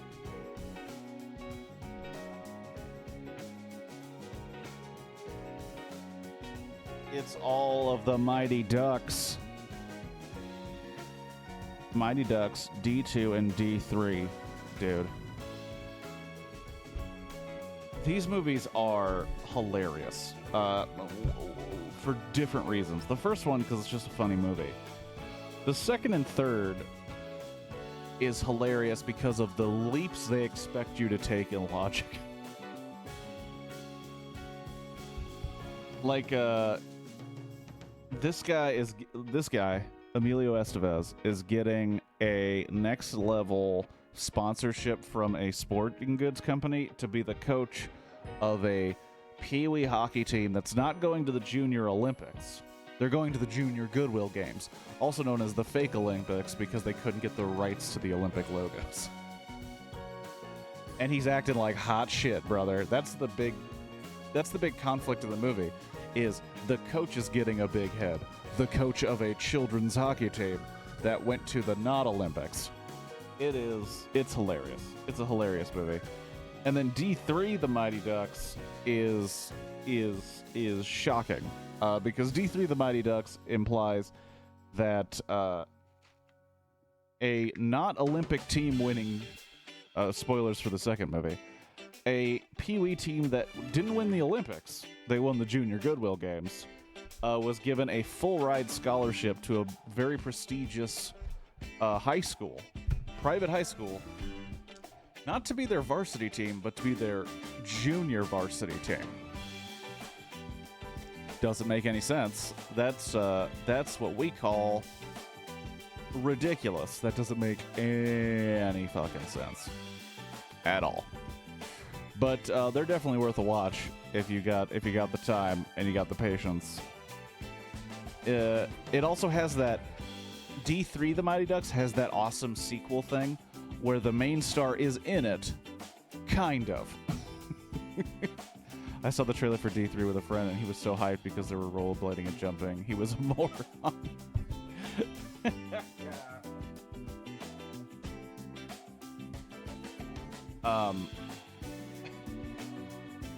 Yeah, in D3, it does that thing where Emilio Estevez is in the beginning, and then he's like, by the way, I'm not going to be your coach.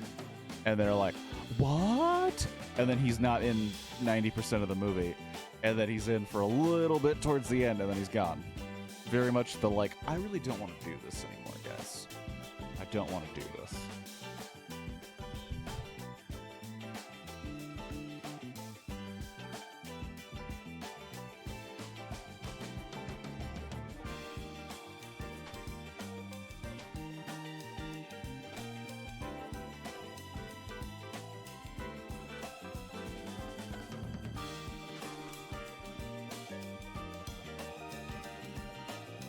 Let's do...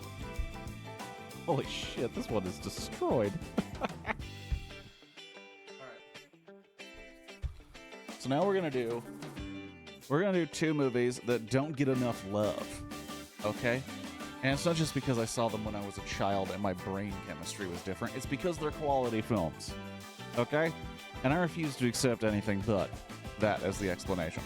They don't get enough love. Number 1. Little Giants. Great shit, dude. Great shit. Oh, also, I didn't type this in. Didn't type it in.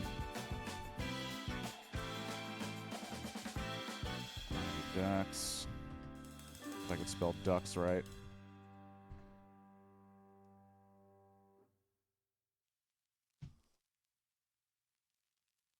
Excuse me, I got an important text message.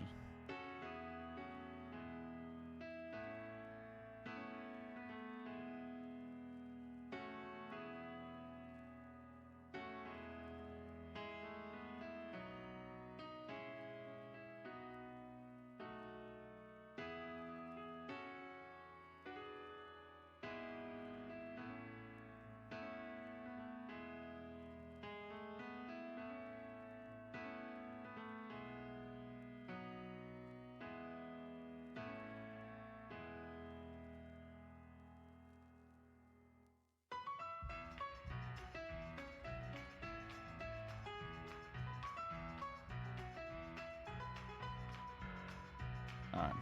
More. I take it your family likes sports movies. Excel spreadsheet tape. Will, past tense. You weren't here for the beginning, but there is a giant box to my right of VHS tapes. And I'm going through and deciding what to let go and what to keep. And writing them down. And we have just gotten rid of The Mighty Ducks. I take it your family likes sports movies. Well, you know, yeah, kinda. I would say that my father and my brother enjoyed sports. I enjoyed comedy. Yeah. And a lot of the sports movies I enjoyed were about the nerds in sports. So that's why there's like a lot of Mighty Ducks, Little Giants, which I will maintain. Rick Moranis, Ed O'Neill, these kids whose names I don't remember. This is good shit, dude. The only reason I'm parting with this is because I got it somewhere else. But I'm passing this on. I'm donating this because somebody needs to see it. Rookie of the Year?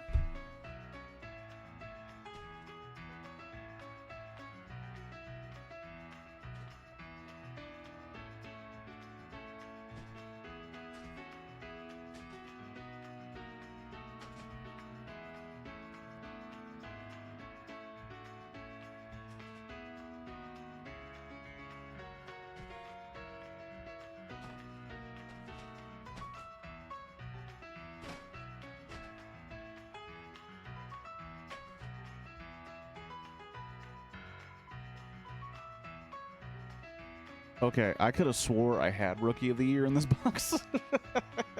Because I can almost swear I saw its cover somewhere. Hold on, let me reorganize this box. I'll be right back.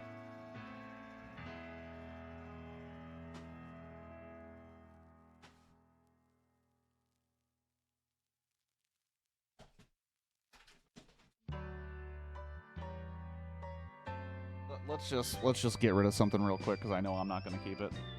Because I don't even remember watching this as a kid. Mickey's Magical Christmas. I mean, who cares? That's gone. So let's just.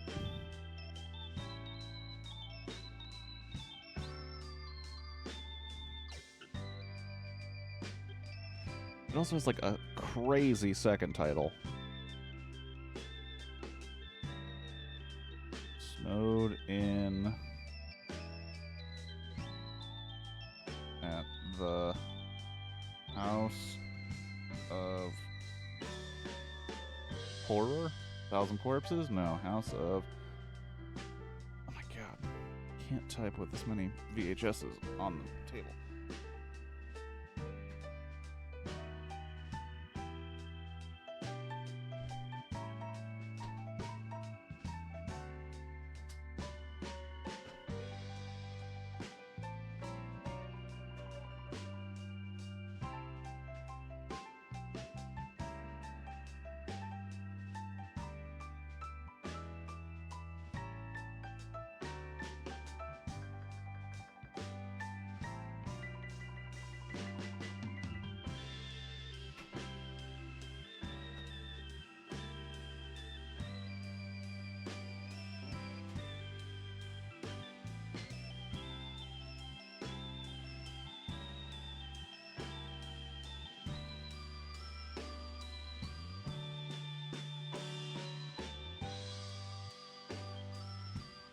So here's one that I'm going to keep, only because I don't have a copy of this, and it's one of the greatest movies I think ever produced, period.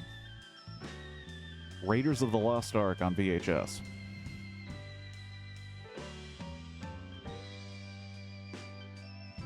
Uh-oh.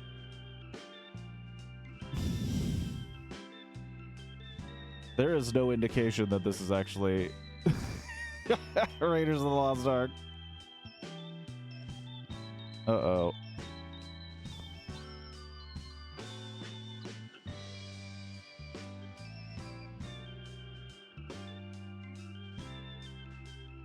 Well, I'll find out if that's actually Raiders of the Lost Ark later.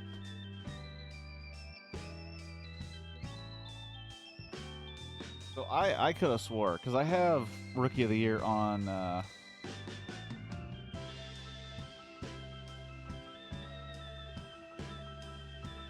I have a Rookie of the Year on Blu-ray or DVD. Little Giants, though. I don't need to keep it. That's the problem, past tense. I see this as an opportunity to give back to the world. So people could see this and go, what's Little Giants about? And they pick it up and they enjoy a cinematic experience that they did not expect. Also, Devon Sawa, bro. A young Devon Sawa kicking ass.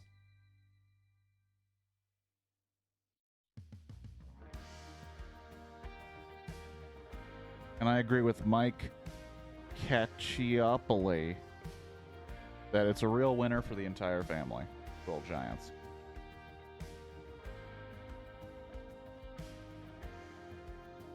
So this box is fudged up, dude. This box hit it hard. Little Giants.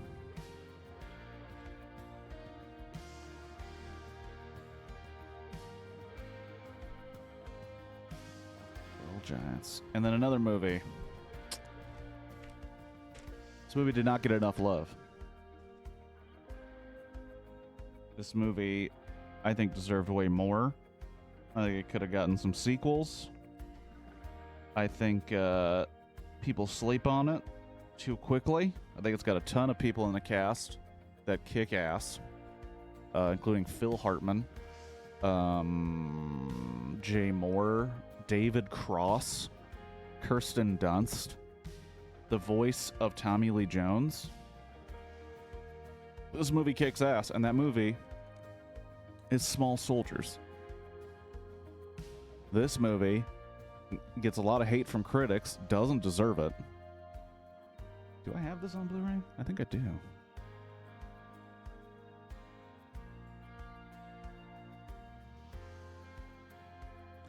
But Small Soldiers, directed by Joe Dante, same dude who brought you Gremlins. One of the reasons it's great, because Gremlins is great. But yeah, I think this is one that I hope somebody else can pick up and play. Because and also, you know, it might be a chance to scar some children, because it looks like it might just be like a fun romp. You know, small soldiers, haha, they're toys. Oh, cute. Figures with attitude. And it's a spectacular adventure for the whole family. And then they get it, and then there's like people getting shot with nail guns, there's explosions, there's improvised EMP explosions. This movie is the shit. Small Soldiers.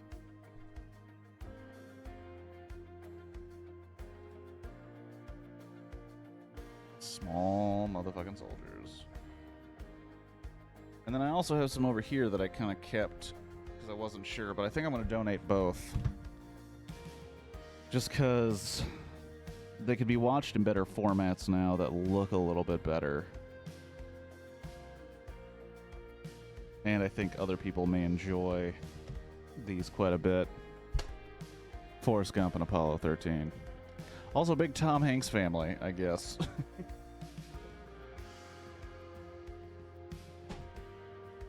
Like most of America, I'm sure.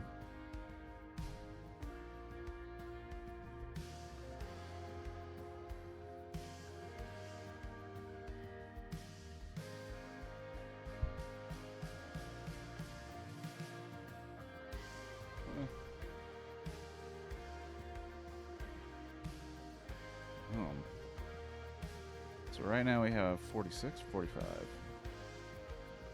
45 to 7. And even Who Framed Roger Rabbit, I'm like, I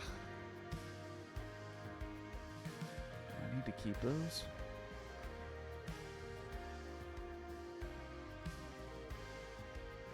Yeah, we do. We do. There's something about that.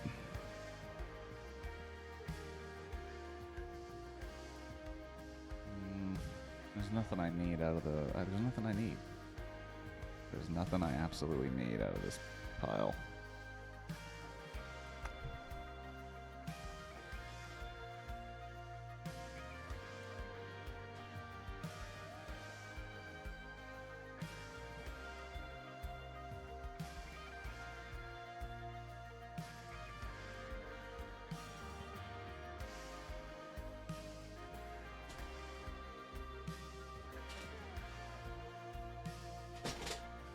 So now we're,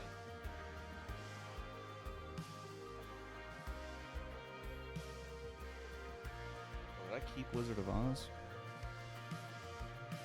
Because I didn't get rid of it.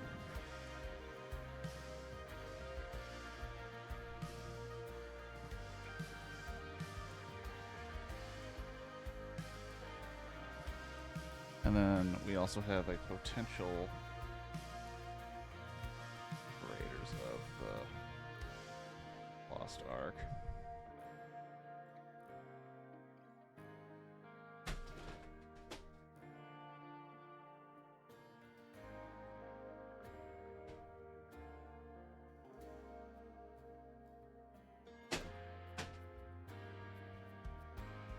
And then we have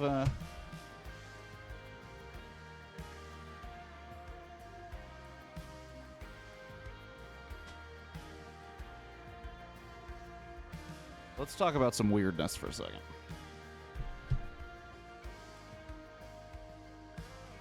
So, one VHS that I would have kept is Toy Story in a bubble box. The problem is, it's not in there. So now I'm pretty pissed and curious if I'm going to find it looking through these others.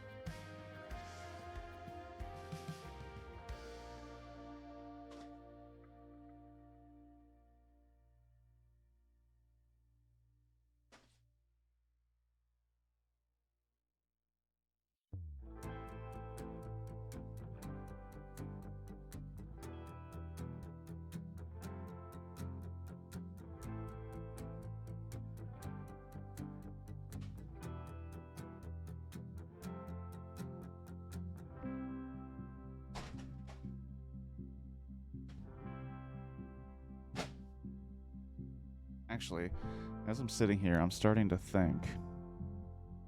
I'm pretty sure I don't need to keep the ET. Also, everything is going back and forth, back and forth, back and forth, back and forth. I'm pretty sure I don't need to keep ET the Extraterrestrial because I think we actually do have that on Blu-ray. We're gonna move ya. We're moving ya.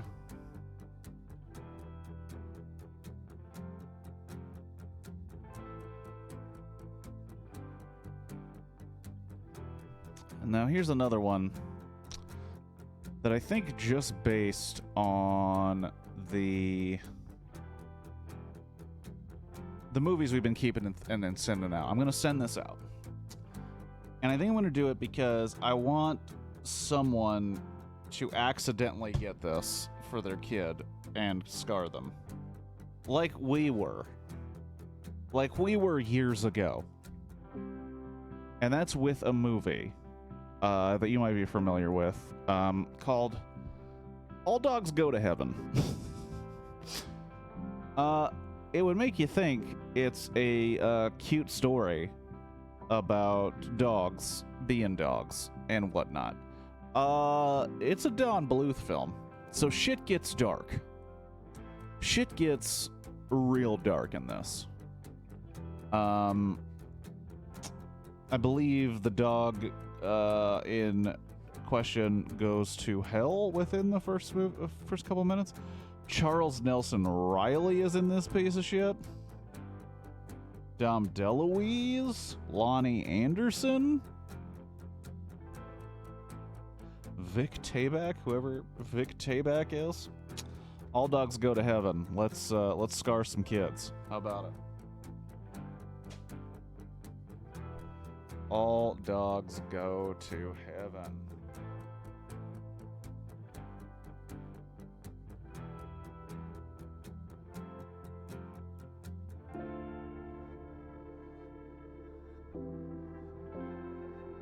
How to spell heaven. So, a couple other things.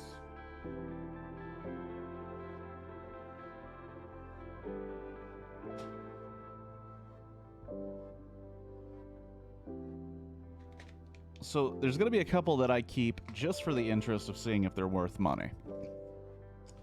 Because I remember a long time ago seeing a video of people not realizing that they had hundreds of dollars in their closets because they have the bubble boxes of classic Disney movies.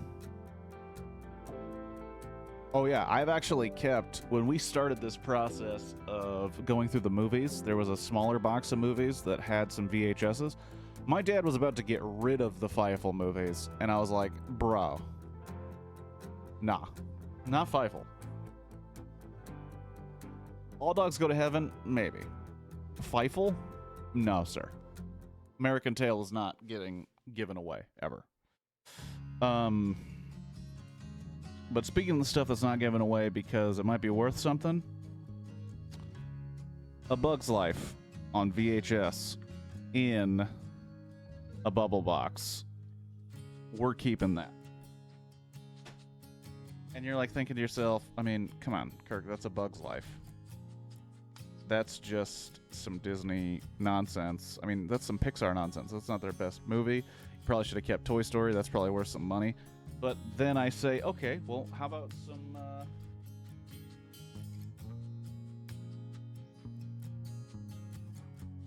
How about some of this? Rescuers and Rescuers Down Under in bubble boxes, huh?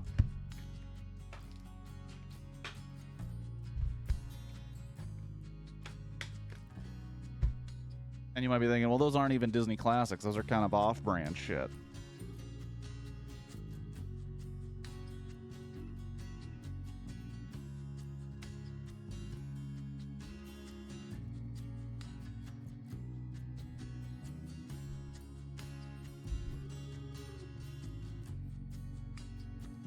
That's just some off-brand shit, right?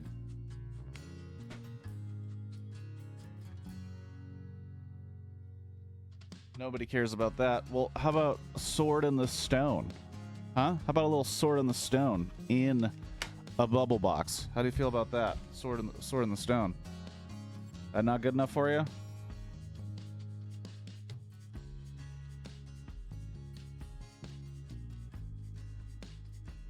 That doesn't grab you? That's not grabbing you anywhere?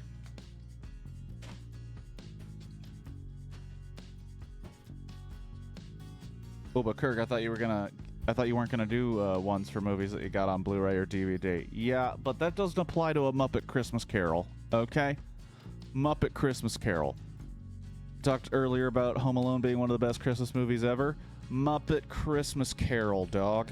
Right here, going into the keep box.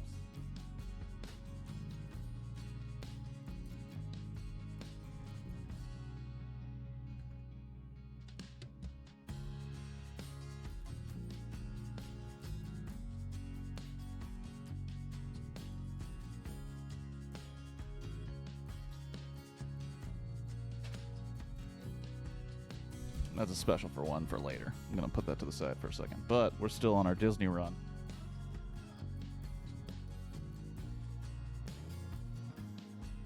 And I'd be like, well, Sword in the Stone, that was not that big of a movie. Okay, well, what about Mulan? Huh? Mulan, bubble box. Huh? Nothing?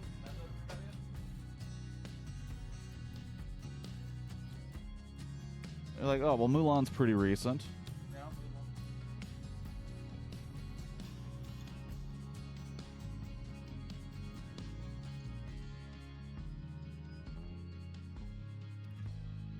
Mulan's pretty recent, you know. Mulan, you know, maybe from a little bit younger of the millennials. Well, how about, you know, maybe some Aristocats and the Great Mouse Detective? Huh? What about that?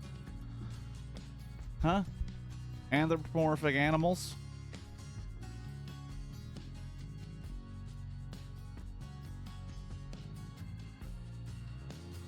Got to make sure that's actually in there. Seen the record version of Muppets Christmas Carol. I should have bought it. It's the songs in that are pretty dope. That's my opinion, for sure. And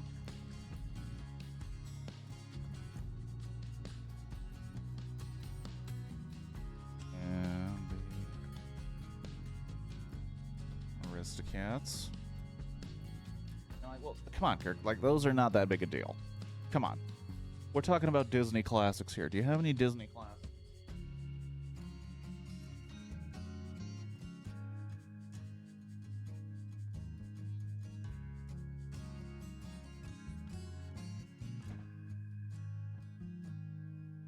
Maybe you need a Disney classic like the Jungle Book?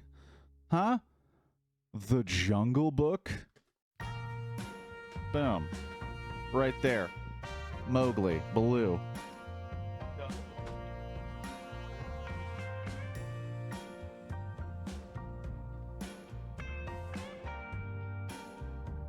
I'm like, well, that's not, I mean, really, we're talking about Disney classics.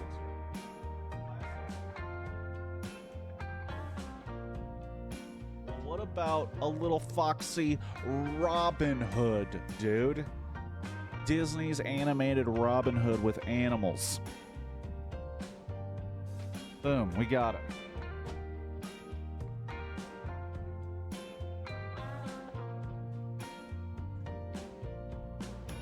Like, okay, but like Disney classics. Well, you get a lot of Disney movies here, sure. But they're not really Disney classics. I mean, Mulan might be there, but it's a little recent. Where are the Disney classics? And you know what? I agree with you. Those really aren't the never really cared about Disney post 1960. You mean to tell me you didn't care about, let's say,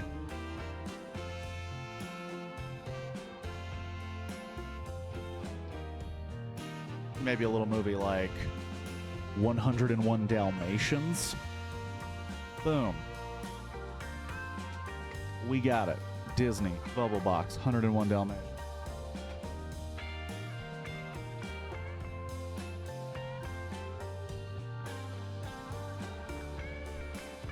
Not Dalmatians. 101 Dalmatians.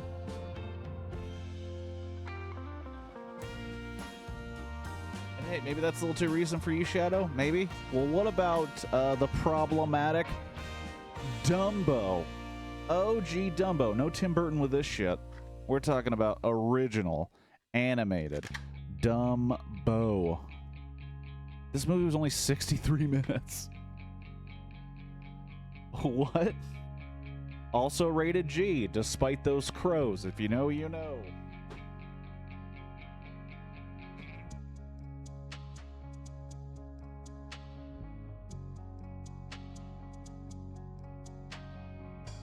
You're like, well, I mean, that's pretty classic, you know? Dumbo's pretty classic. Let's put it in there.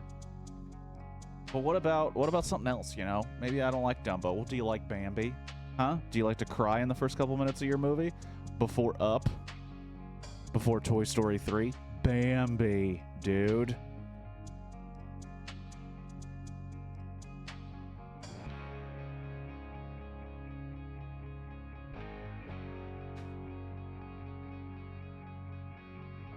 And you're sitting there and you're like, okay, so Dumbo, Bambi, but, you know,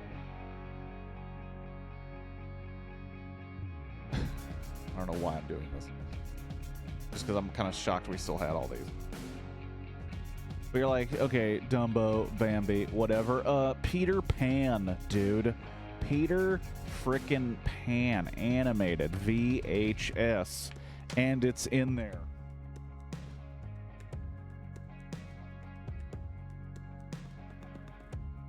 And you're like, okay, we get it. You got some classics, but where are the Disney princesses? Huh? We need the Disney princesses. Well, that's...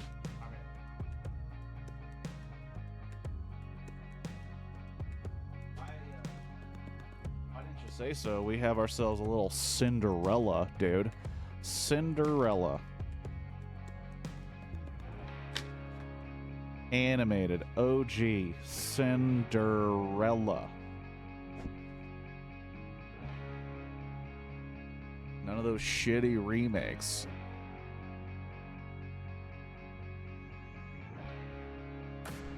And I'm like, oh, well, you want a different one?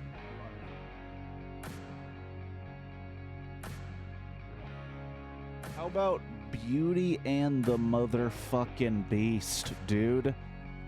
OG, original. Slightly damaged corner. Tale as old as time, Beauty and the Beast.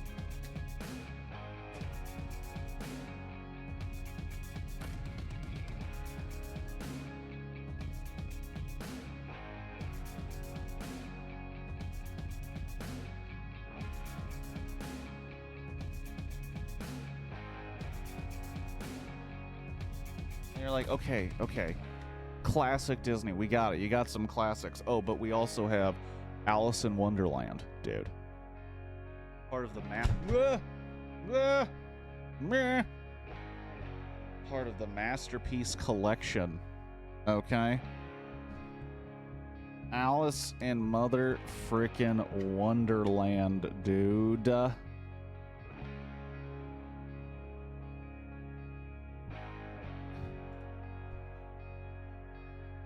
Okay, well, that was wrong. What happened? Uh-oh.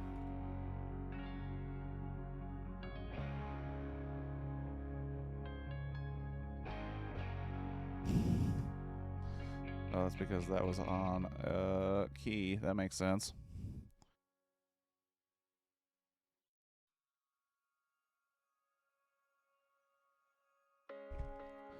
And you're like, okay, well, You know, those are all in good, but I want some of the OGs. I want some OG classics. Okay, Pinocchio.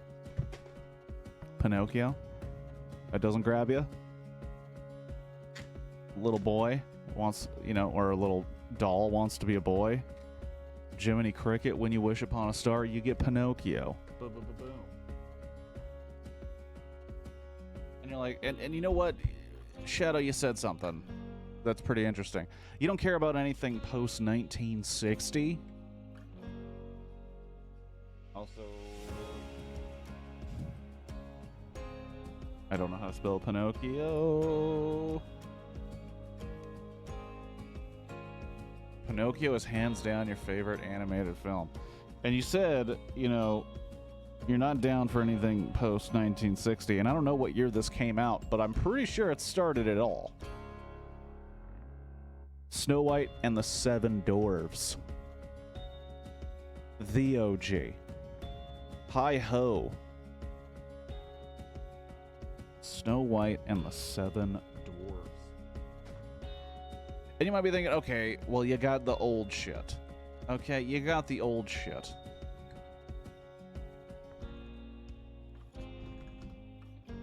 But what about...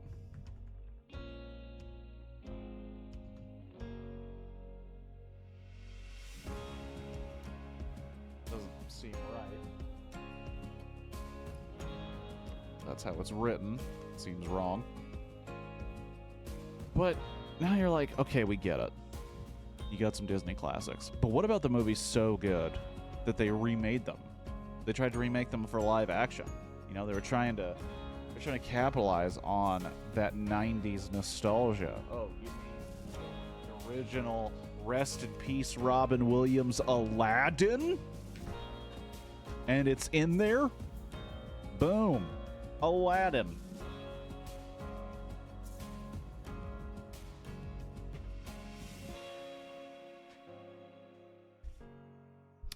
And you're like, okay, so you got Aladdin.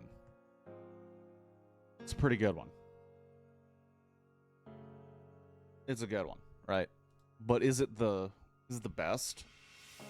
Is it the GOAT of 90s animated movies? Their heyday? Their renaissance? Is it? No. But you know what is? You know what is? Lion King, dude. Lion King. VHS bubble box. Lion King. You can smell the nostalgia on this thing. Can you feel the love tonight? It's the Lion King. Boom. Also has a partially destroyed bubble box, but it's here. That's right. We got all that shit just lying in a box somewhere. And I think some Disney nerd somewhere is going to pay top dollar for that shit. Well, we have a classic for a different reason. The Sandlot. I've been going back and forth on whether or not to keep this. Yeah,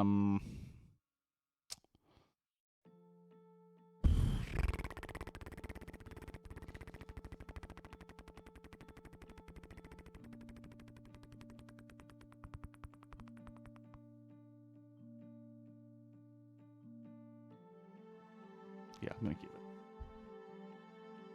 I'm gonna keep it. I know me. I know myself. I'm gonna keep it.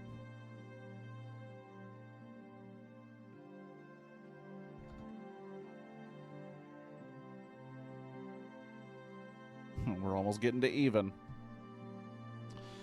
So then, one of the first things I saw when I opened up this box of VHSs. One of the first things I saw.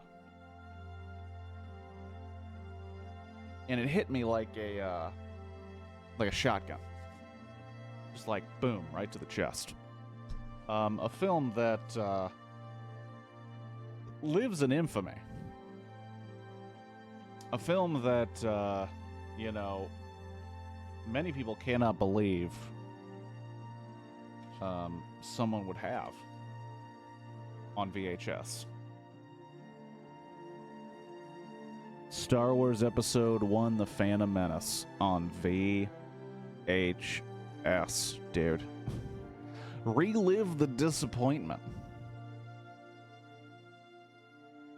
On the last day of school, our first period teacher decided to show us the latest Disney movie. First period ended after Simba's dad died. Then each class, the teachers had the same idea to show us The Lion King. I saw Mufasa die 6 or 7 times that day. That's a core memory. That's gonna be with you forever. But do you remember where you were when you saw The Phantom Menace for the first time? I remember being 10 years old, 9 or 10. And I remember going into that theater so excited. And I remember watching it and thinking, oh, it was pretty cool.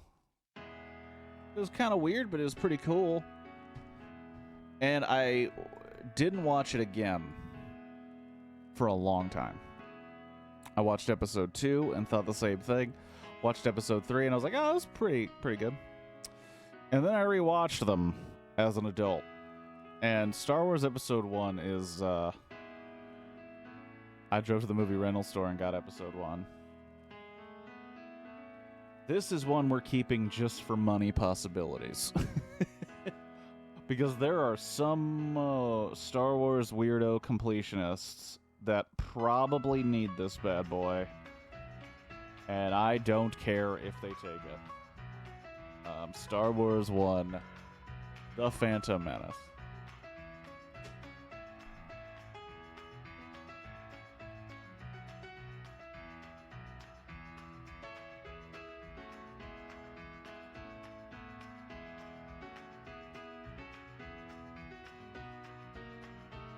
Holy shit.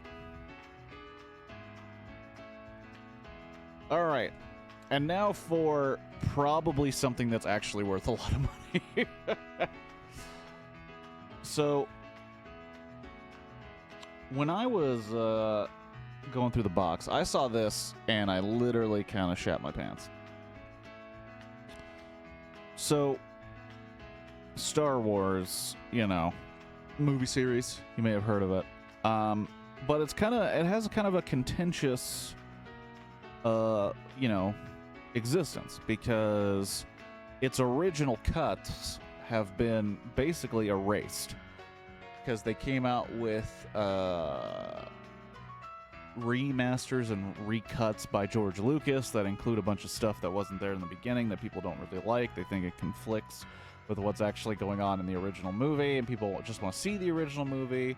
Disney took over. They kind of seemed like they had no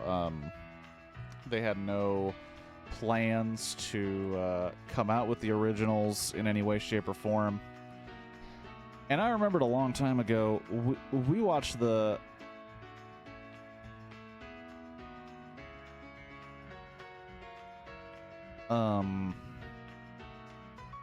I remember watching these all the time, and I mean, it had to be VHSs because we were growing up at that time. It had to be VHSs the way we were watching them.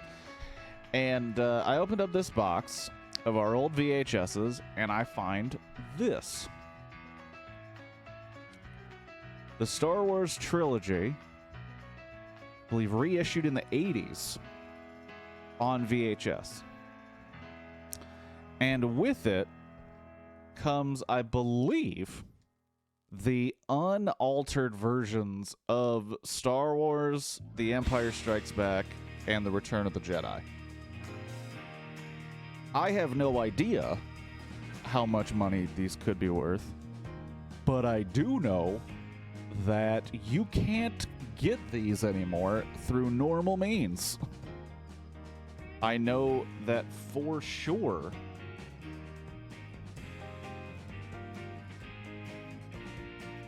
Oh yeah, these were released in 1988. These copies of the movies. 1 year before I was born. Trademark of 1977, Star Wars. Now has been rebranded A New Hope, But before,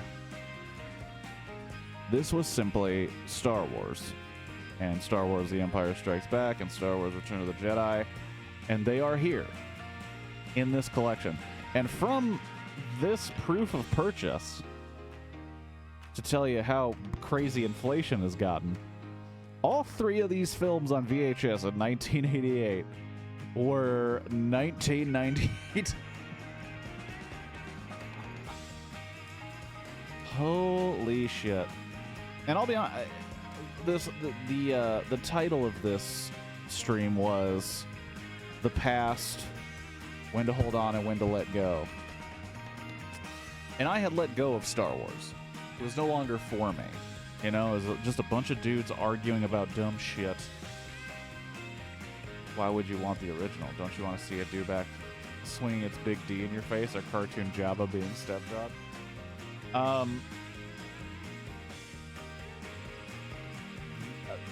I don't want to see that. Shadow, to be honest with you. I was shocked. I was rocked to my core to find this VHS pack in semi-working order.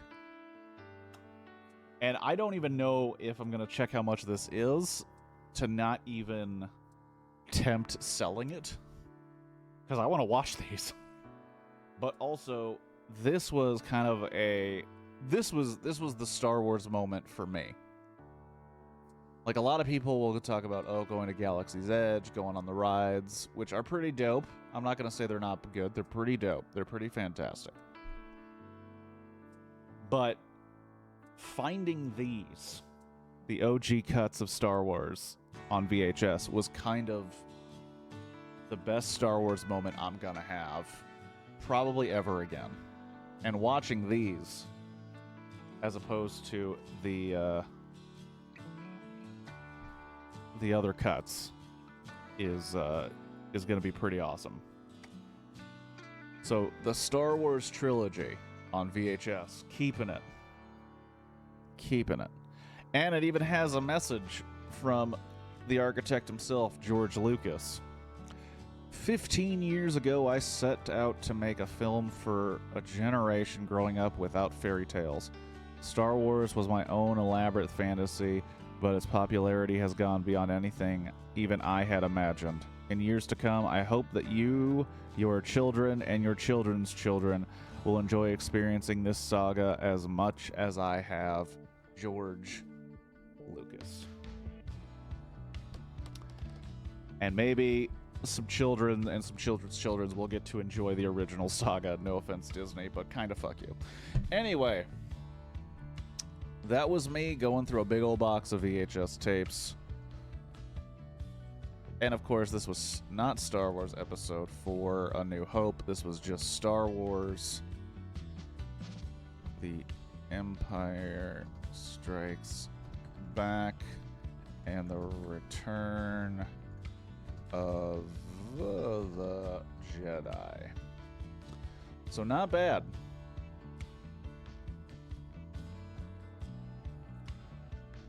We're getting rid of 47.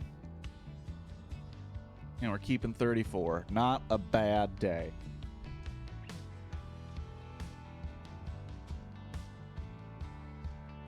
Unfortunately, I have to throw away this box that had Toy Story in it.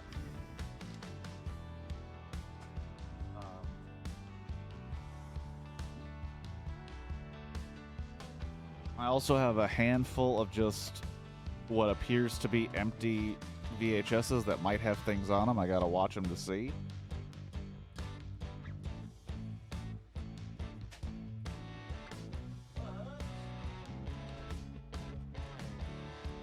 For all intents and purposes, we're done. We're done looking through a past of VHS and deciding what to keep and what to send away. So thank you for coming along with me on this journey. I apologize that we had a power outage. Don't know what that was about. I'm sure I'll find out later. Even though, according to them, the power will be back on at 3.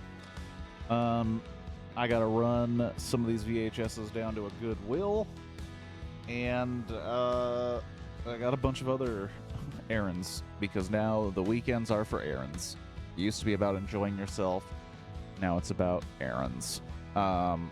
Thank you to everybody who came by. I appreciate it. Shadow and Past Tense at Squirtle for movie opinions and hanging out. I appreciate it. Hopefully you guys have a good rest of your weekend, and I'll see you tomorrow. I have a movie picked out for it. It looks absolutely terrible. I'm very excited to watch it. Hopefully I'll catch you there at 7 p.m. Pacific time. Until then, thank you very much. Have a good one. Peace.